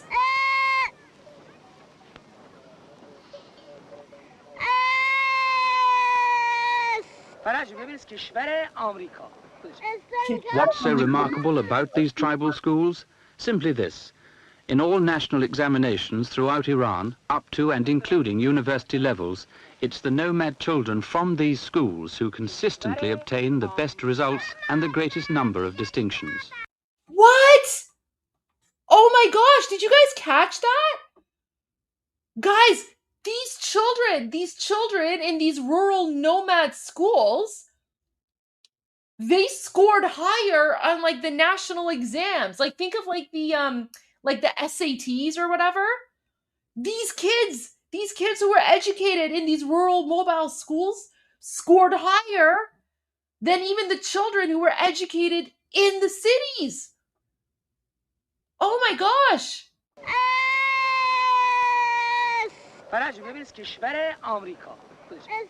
What's so remarkable about these tribal schools? Simply this. In all national examinations throughout Iran, up to and including university levels, it's the nomad children from these schools who consistently obtain the best results and the greatest number of distinctions. Wow!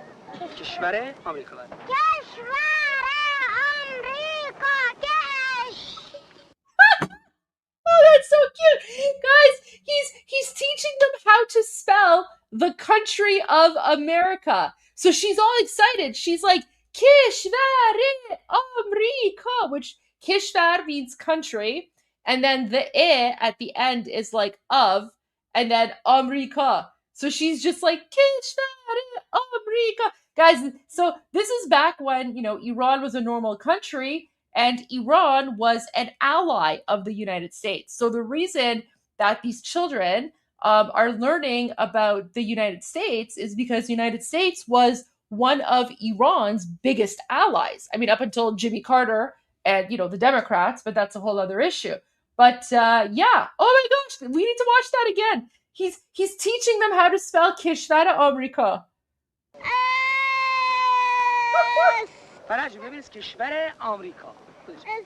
What's so remarkable about these tribal schools? Simply this. In all national examinations throughout Iran, up to and including university levels, it's the nomad children from these schools who consistently obtain the best results and the greatest number of distinctions.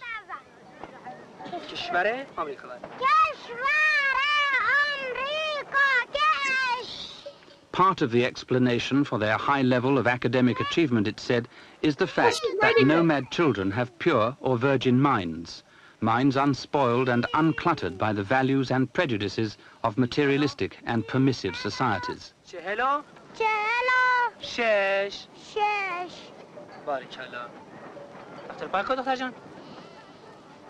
When the tribes move, the tent schools move with them.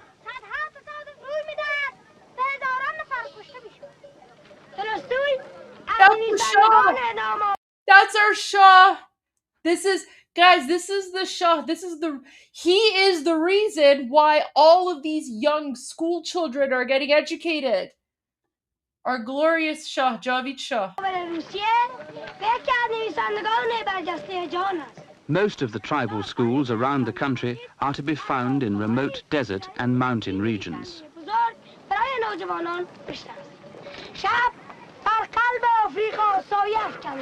So, Soapbox is asking, current Iran is educational, or it's segregated by sex because Islam does not allow women and men to, Islam does not allow girls and boys to be educated together. It's un-Islamic.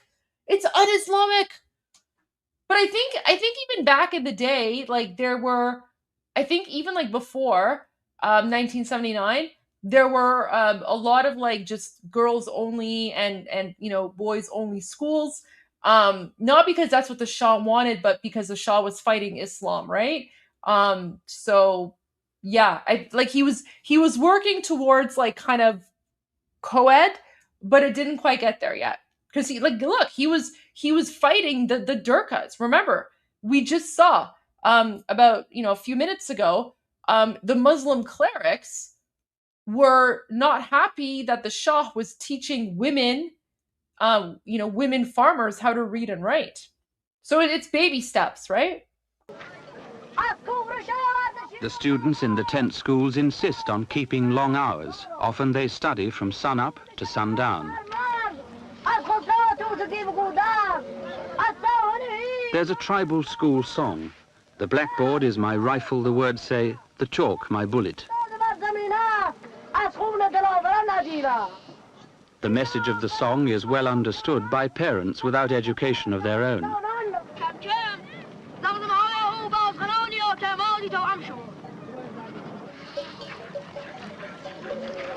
Wow. The teachers in the tent schools are from the tribes. The whole concept of tribal schools was invented by nomads for nomads. It's a response to the fact that urban or city people, politicians and civil servants are unable and sometimes unwilling to solve the development problems of rural folk. Very true. What thoughts must now be in the minds of those being freed from the chains of ignorance and poverty?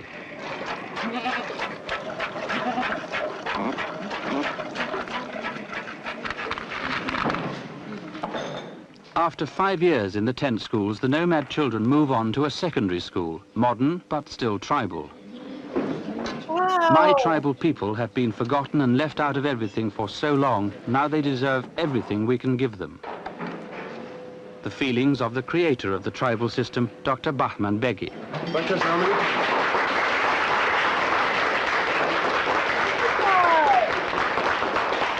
Bahman Begi is a unique and... Guys, that chemistry lab looks better than like the chem lab that I had in high school. And this is like a rural nomad chemistry lab. Oh my gosh.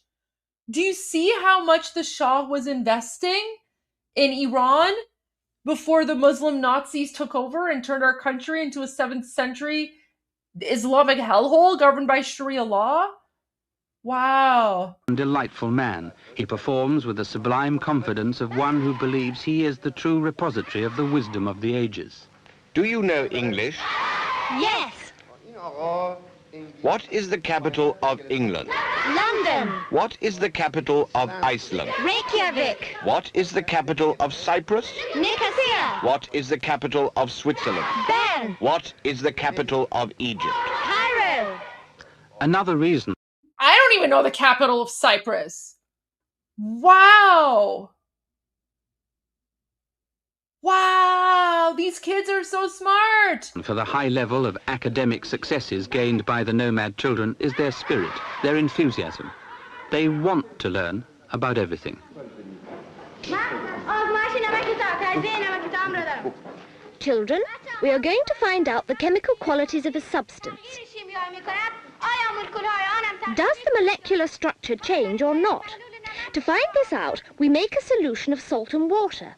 Guys, I feel like we need like a guest appearance from like Rose Gamma Ray to like break this down and explain this to us. So, oh my gosh, I should send this to my sister and have her like share this clip and like break it down and explain what's going on, because now we're getting into like all the sciencey stuff. Oh my gosh, guys, I'm blown away. Like, I've never seen this footage before. Like, I'm totally speechless right now. Gained by the nomad children is their spirit, their enthusiasm. They want to learn about everything.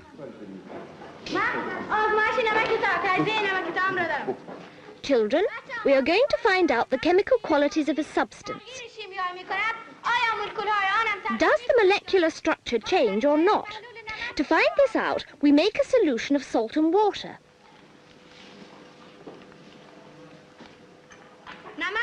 We put salt in water and stir it. Then the salt molecules mix with the water molecules, and the salt is dissolved.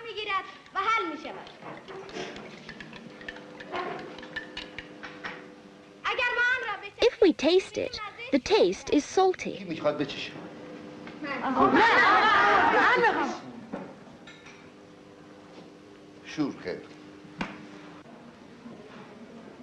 Guys, I like, these kids look like they're 10, 11, or 12. I didn't even like step inside a chemistry lab until like, I don't know, my junior year of high school. But like, these kids are like, what, 10? And they're like doing all this like sciencey stuff. And like even like the girls. Oh my gosh. Like, this is what the Shah was doing, and oh my gosh, it's cursive! Texas, I just noticed your comment. You're right. Guys, they're teaching the kids how to write English in cursive. They don't even do that anymore. They don't even do that anymore in schools in Canada. Like, no one teaches cursive anymore. In Iran, in the 1970s, the Shah of Iran wanted children to learn English and to learn cursive.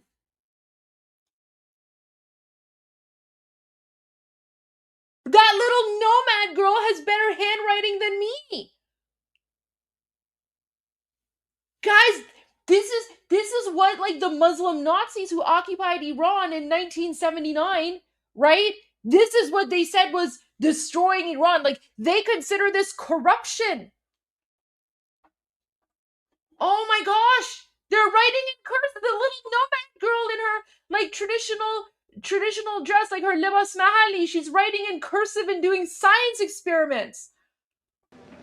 After just 2 months of learning English at the secondary school, many of these nomad children are more proficient at writing the language than are lots of English children after some years of practice. Students.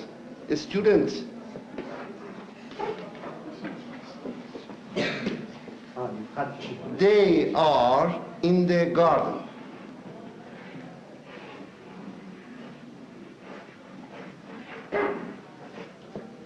The girl's obviously smarter. They garden.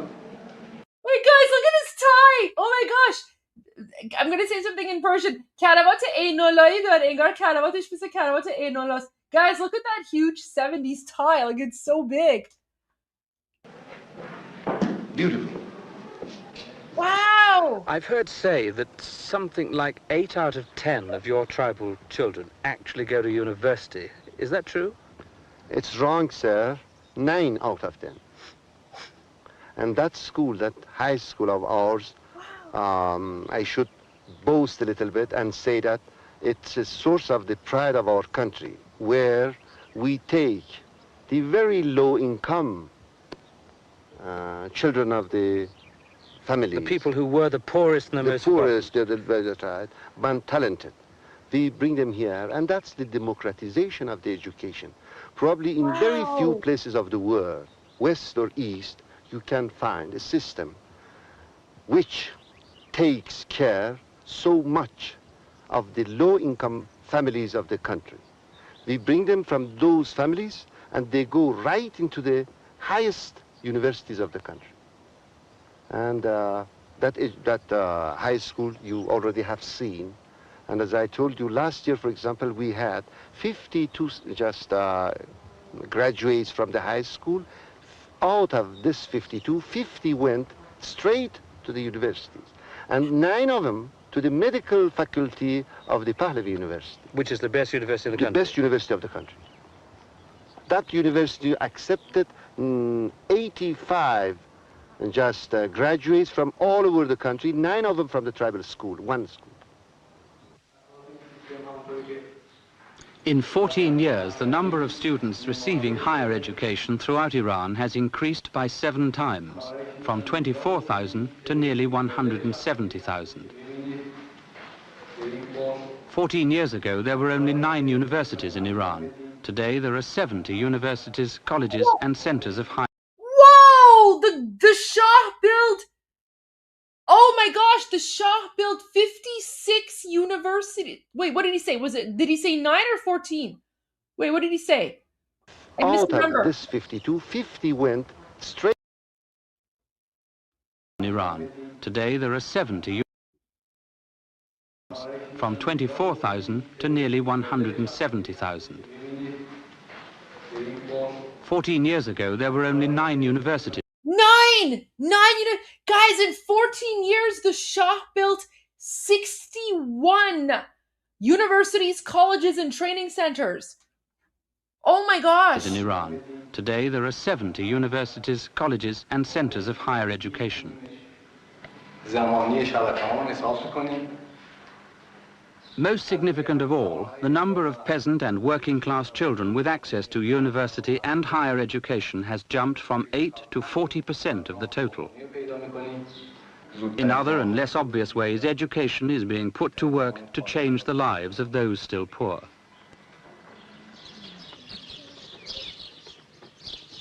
Nezhat Naziri is a village health worker. Her job is to use education as a weapon to fight ignorance, the root cause of poverty, at the village level. Her task, in short, is to make education relevant to the basic needs of the poorest peasants. I told you before, I mean about the cows. I told you to make a fence for them. How can I? I have no fencing materials. Having no fencing materials is no excuse. I told you last time about the dirt in the yard. I also told you about the dirtiness of your toilet. We are in hardship here. What can I do? As you know, this house is very cramped. Come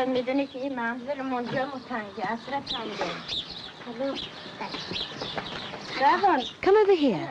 Look at your toilet. I told you about it before, didn't I? I'm really ashamed in front of you. Never mind, never mind. Get your husband to make some mud bricks. When they are made, he can build it up in one day, just as he did for the other room over there. You did that job because you had to. You must make yourself do this one, too. If you want to be fit and well in this yard, not be ill all the time, you must see to this business of the cows. If God helps us and we can afford it, we will do it no matter how hard it is, but we need space. If we had the space, I would go and do as you say, no matter what hard work was necessary. I would go and make a place for the animals. I swear to God that this village is in want.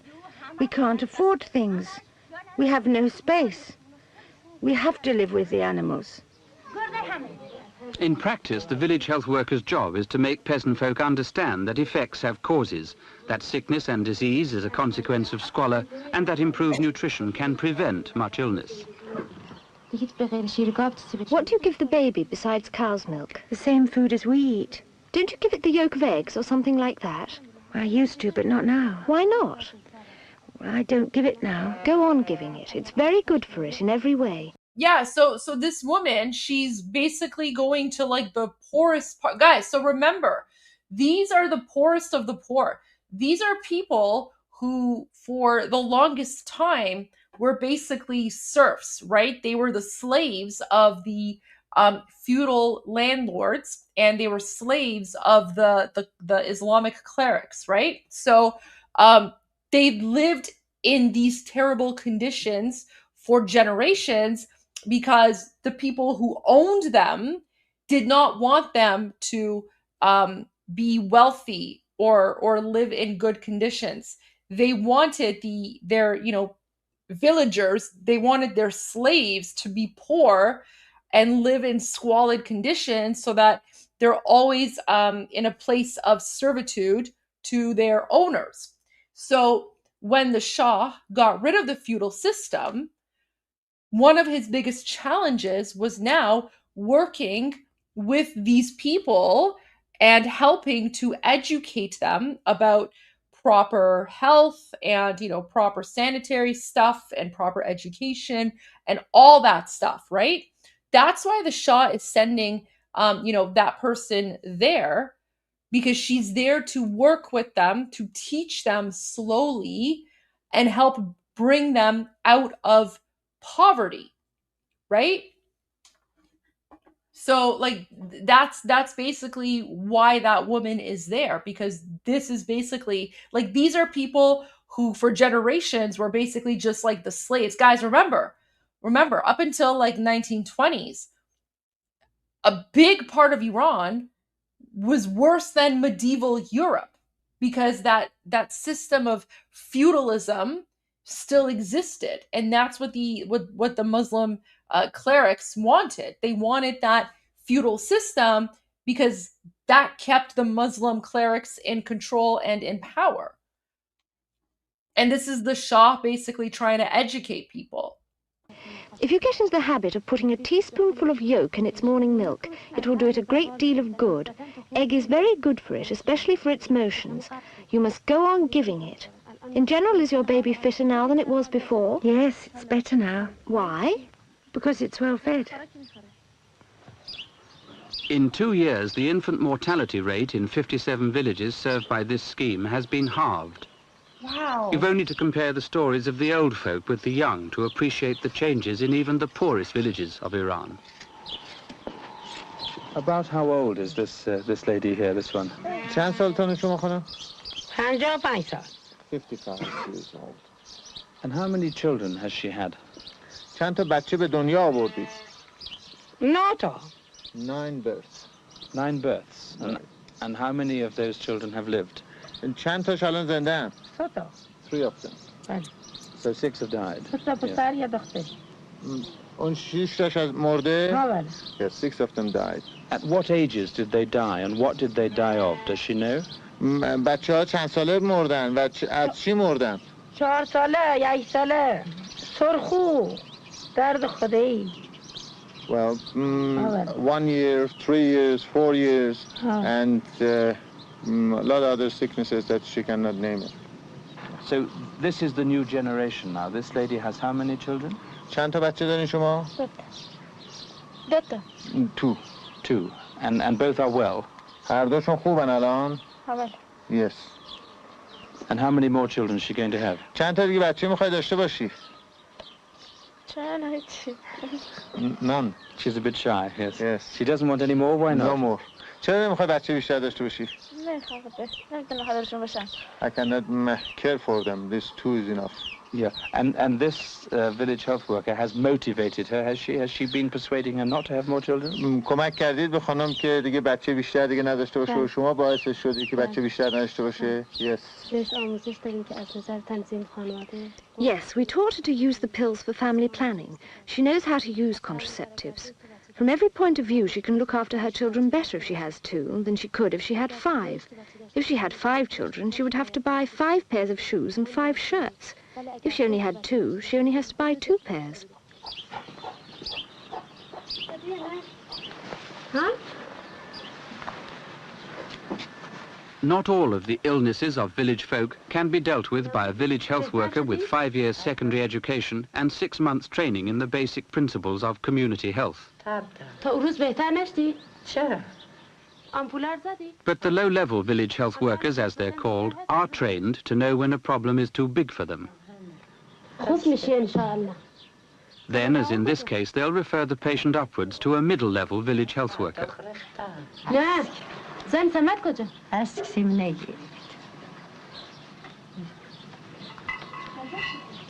Yeah, guys, the fly thing is weird. Like, that's not how Iranians are anymore. But look, I mean, like, yeah, like I'm assuming, I guess, like rural, like the very, very poor, like rural people, right? I guess it was just like one of the daily realities of life, but that's not how it is anymore. I mean, but like you guys can obviously, like, I mean, you can easily see the difference between the healthcare, like the social worker, and like the poorest of the poor, right? So guys, you're seeing the extremes here. Like you're seeing the extreme. You're seeing the social worker who's from like the urban parts, who's employed by the Shah, who's there in like one of the poorest of the poor rural areas to combat poverty and illiteracy, right? So what you're seeing here is literally the reason why the Shah of Iran created a Peace Corps within his military, right? And then he had the health division and the education division, because this is how he was fighting poverty and illiteracy. Because the way that these people are living, this is the result of Islam. This is a result of the Muslim clerics who have been ruling over them for centuries, wanting them to be poor, wanting them to be illiterate, wanting them to live in terrible conditions, and wanting them to only learn about like the Quran, and that's it, right? The Shah is slowly teaching them how to come out of subservience and how to become their own people. And the Muslim clerics didn't like that.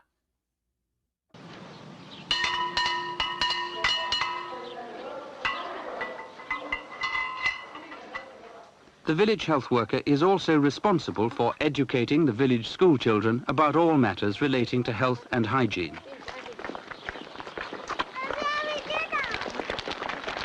Today it's a lecture on piped water and how to use it to prevent the spread of germs and diseases. The whole emphasis is on prevention, not cure.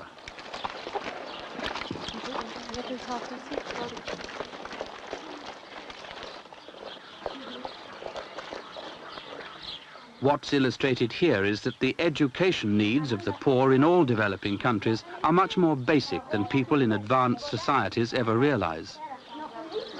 Villagers, and not just children, have to be told repeatedly why they must wash their hands after going to the toilet and so on.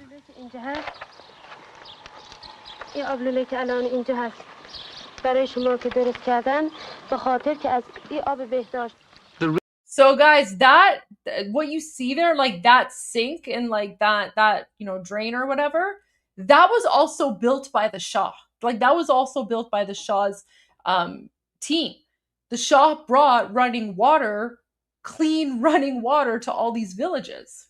Real success the project organizers are looking for is in 10 years' time, when today's children are parents. So progress made now is a bonus. I liked this work in every way. I accepted the job so as to be able to help my fellow countrymen. I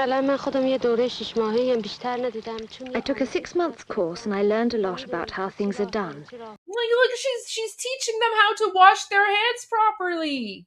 I got myself trained. I can now instruct other people. For example, about how to care for babies, both as regards feeding them and as regards cleanliness and hygiene. I look after my own baby myself now with these points in mind. So I should very much like others to do the same as I do.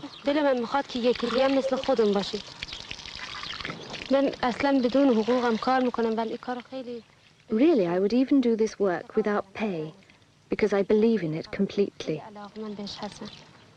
Must one work only for money?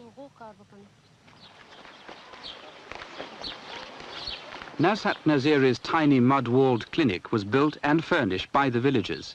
It cost them roughly £1 a head, which for them is a lot. The villagers' willingness to contribute in this way towards a solution to their own problems was the condition on which they were assigned a village health worker. Such a condition is enforced in all 57 villages in this scheme because one main objective is to encourage the villagers to help themselves. Being in charge at the clinic building also helps to give authority and prestige to the village health worker. And they do need that. This is all filth. He gets rashes because of this filth. No, no, madam. Sometimes he gets very itchy. Are there some on his back as well? Yes. Sometimes he gets very itchy, very uncomfortable. He gets like this. Let me see his back. It's better now. Is that all? Are there any on his head? His head is much better too. We have had to spend so much already. His poor father. Don't wrap him up in so much clothing. Well, he's cold. It's all these clothes that cause the rashes. No air is getting to his body. If air reaches him, the rash won't appear. You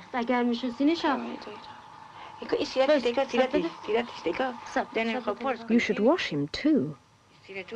Look at his face. You see? You see? The back of his head is better? Yes. Look, sister, do you see what has happened to him here? You've wrapped him in 3 layers of cloth. You should put less on him. If you put less on his head, air will get below his chin and onto his body. No rash will appear.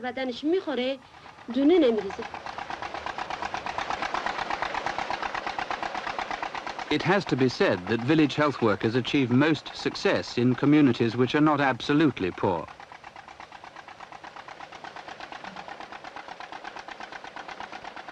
For permanent progress, much depends on whether families can be persuaded to build new houses outside the walls of the old mud villages. Okay, guys, we're going to stop there. We'll have to save the rest for part 4. Because it is getting a little bit late, and I do want to get a little bit of sleep because we also have more things happening tomorrow. Before I go to, I see there's some super chats, and I'll get to them momentarily. Just a quick update. So CENTCOM posted, forces defeat missiles, drones launched by Iran. I mean, they mean the IRGC, but U.S. forces intercepted multiple Iranian ballistic missiles and drones launched by Iran toward the Strait of Hormuz and Persian Gulf neighbors on June 5. Iran fired several ballistic missiles toward Kuwait and Bahrain hours after CENTCOM shot down 4 Iranian one-way attack drones that were launched toward the Strait of Hormuz. The attack drones pose an immediate threat to regional maritime traffic. U.S. forces subsequently struck Iranian coastal surveillance radar sites in Goruk and on Qishm Island to defend against further maritime attacks.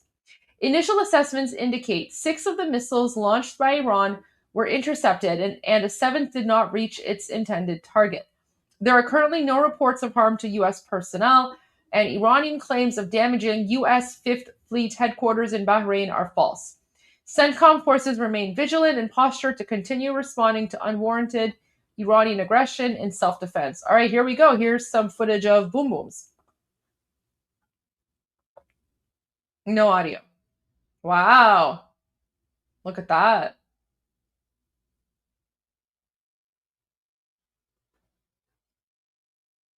Wow. Good job, CENTCOM. We want to see more of this.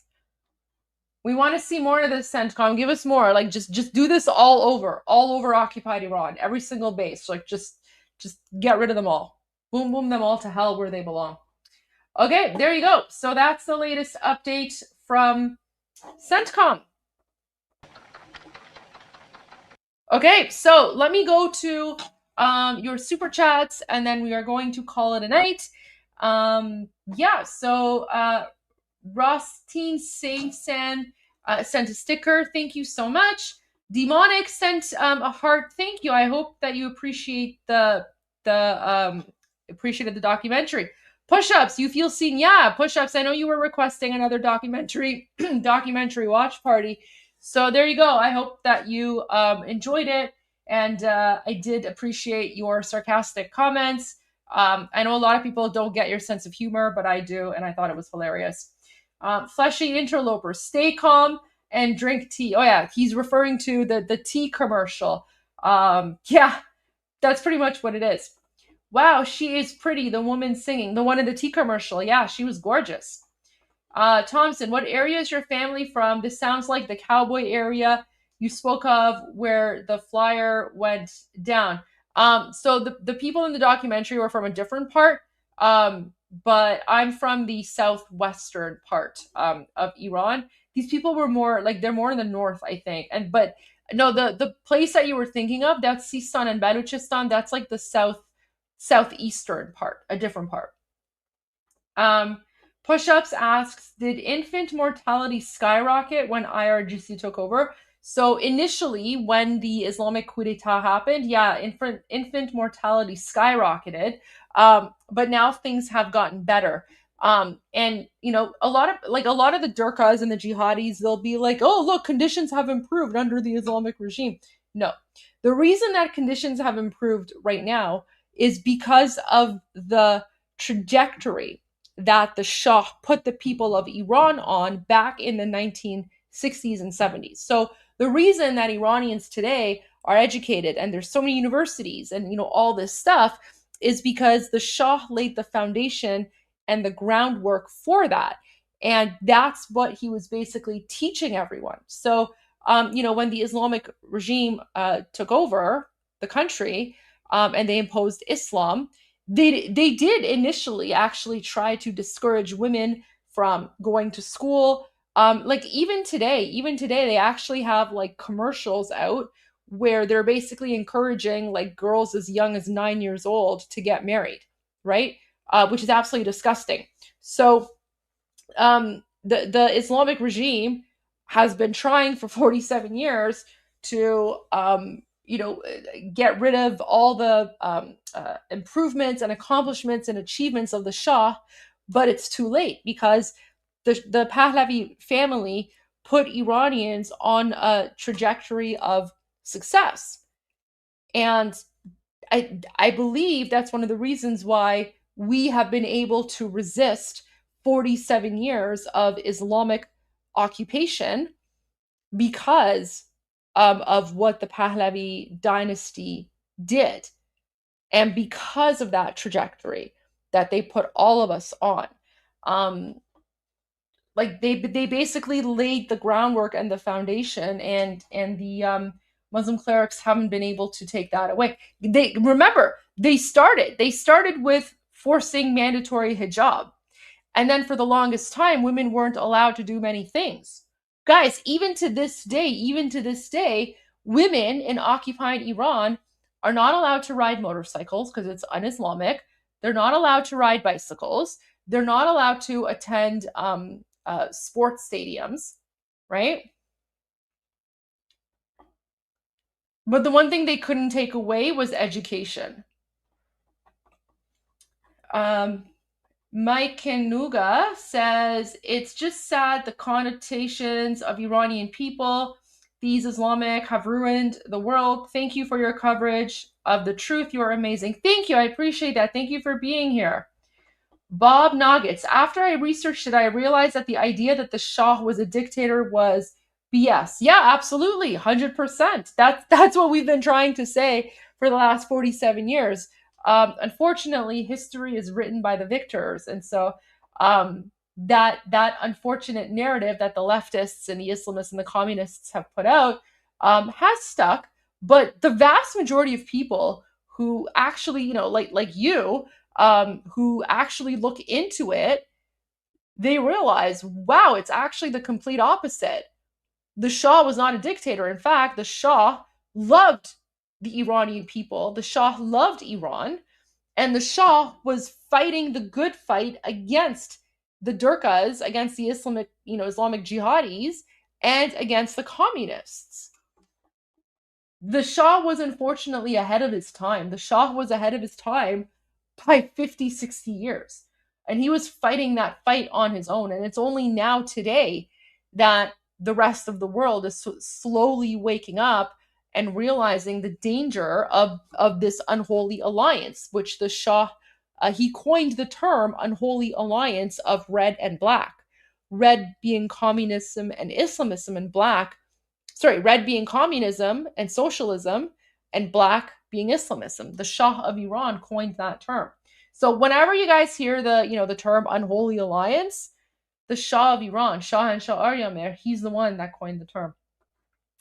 Mike Hanuga says, all these students were deemed spies or enemies of the state after the revolution. I bet, yeah, absolutely. A lot of them also, fled too, right? Or would have to escape. Roman Viking, landlords paid a lot of the clerics' income. After the White Revolution, their income became less. Yeah, exactly. That's why the landlords and the Islamic clerics were against the Shah's White Revolution, because they were benefiting from having a population that was in servitude and indebted, right? So there you go. All right, guys. Thank you so much for tuning in. I hope you enjoyed this documentary watch party. We are going to continue with part 4 sometime next week. So if you enjoyed this, please don't forget to like and subscribe and turn on your notifications. Tomorrow we're going to go back to more breaking news about Iran and occupied Iran and everything that is happening. If you haven't seen parts 1 and 2 of this documentary, the links are in the video description below. Thank you everyone for tuning in. I hope you guys have a great day wherever you are. As always, Payande Iran and Javid Shah.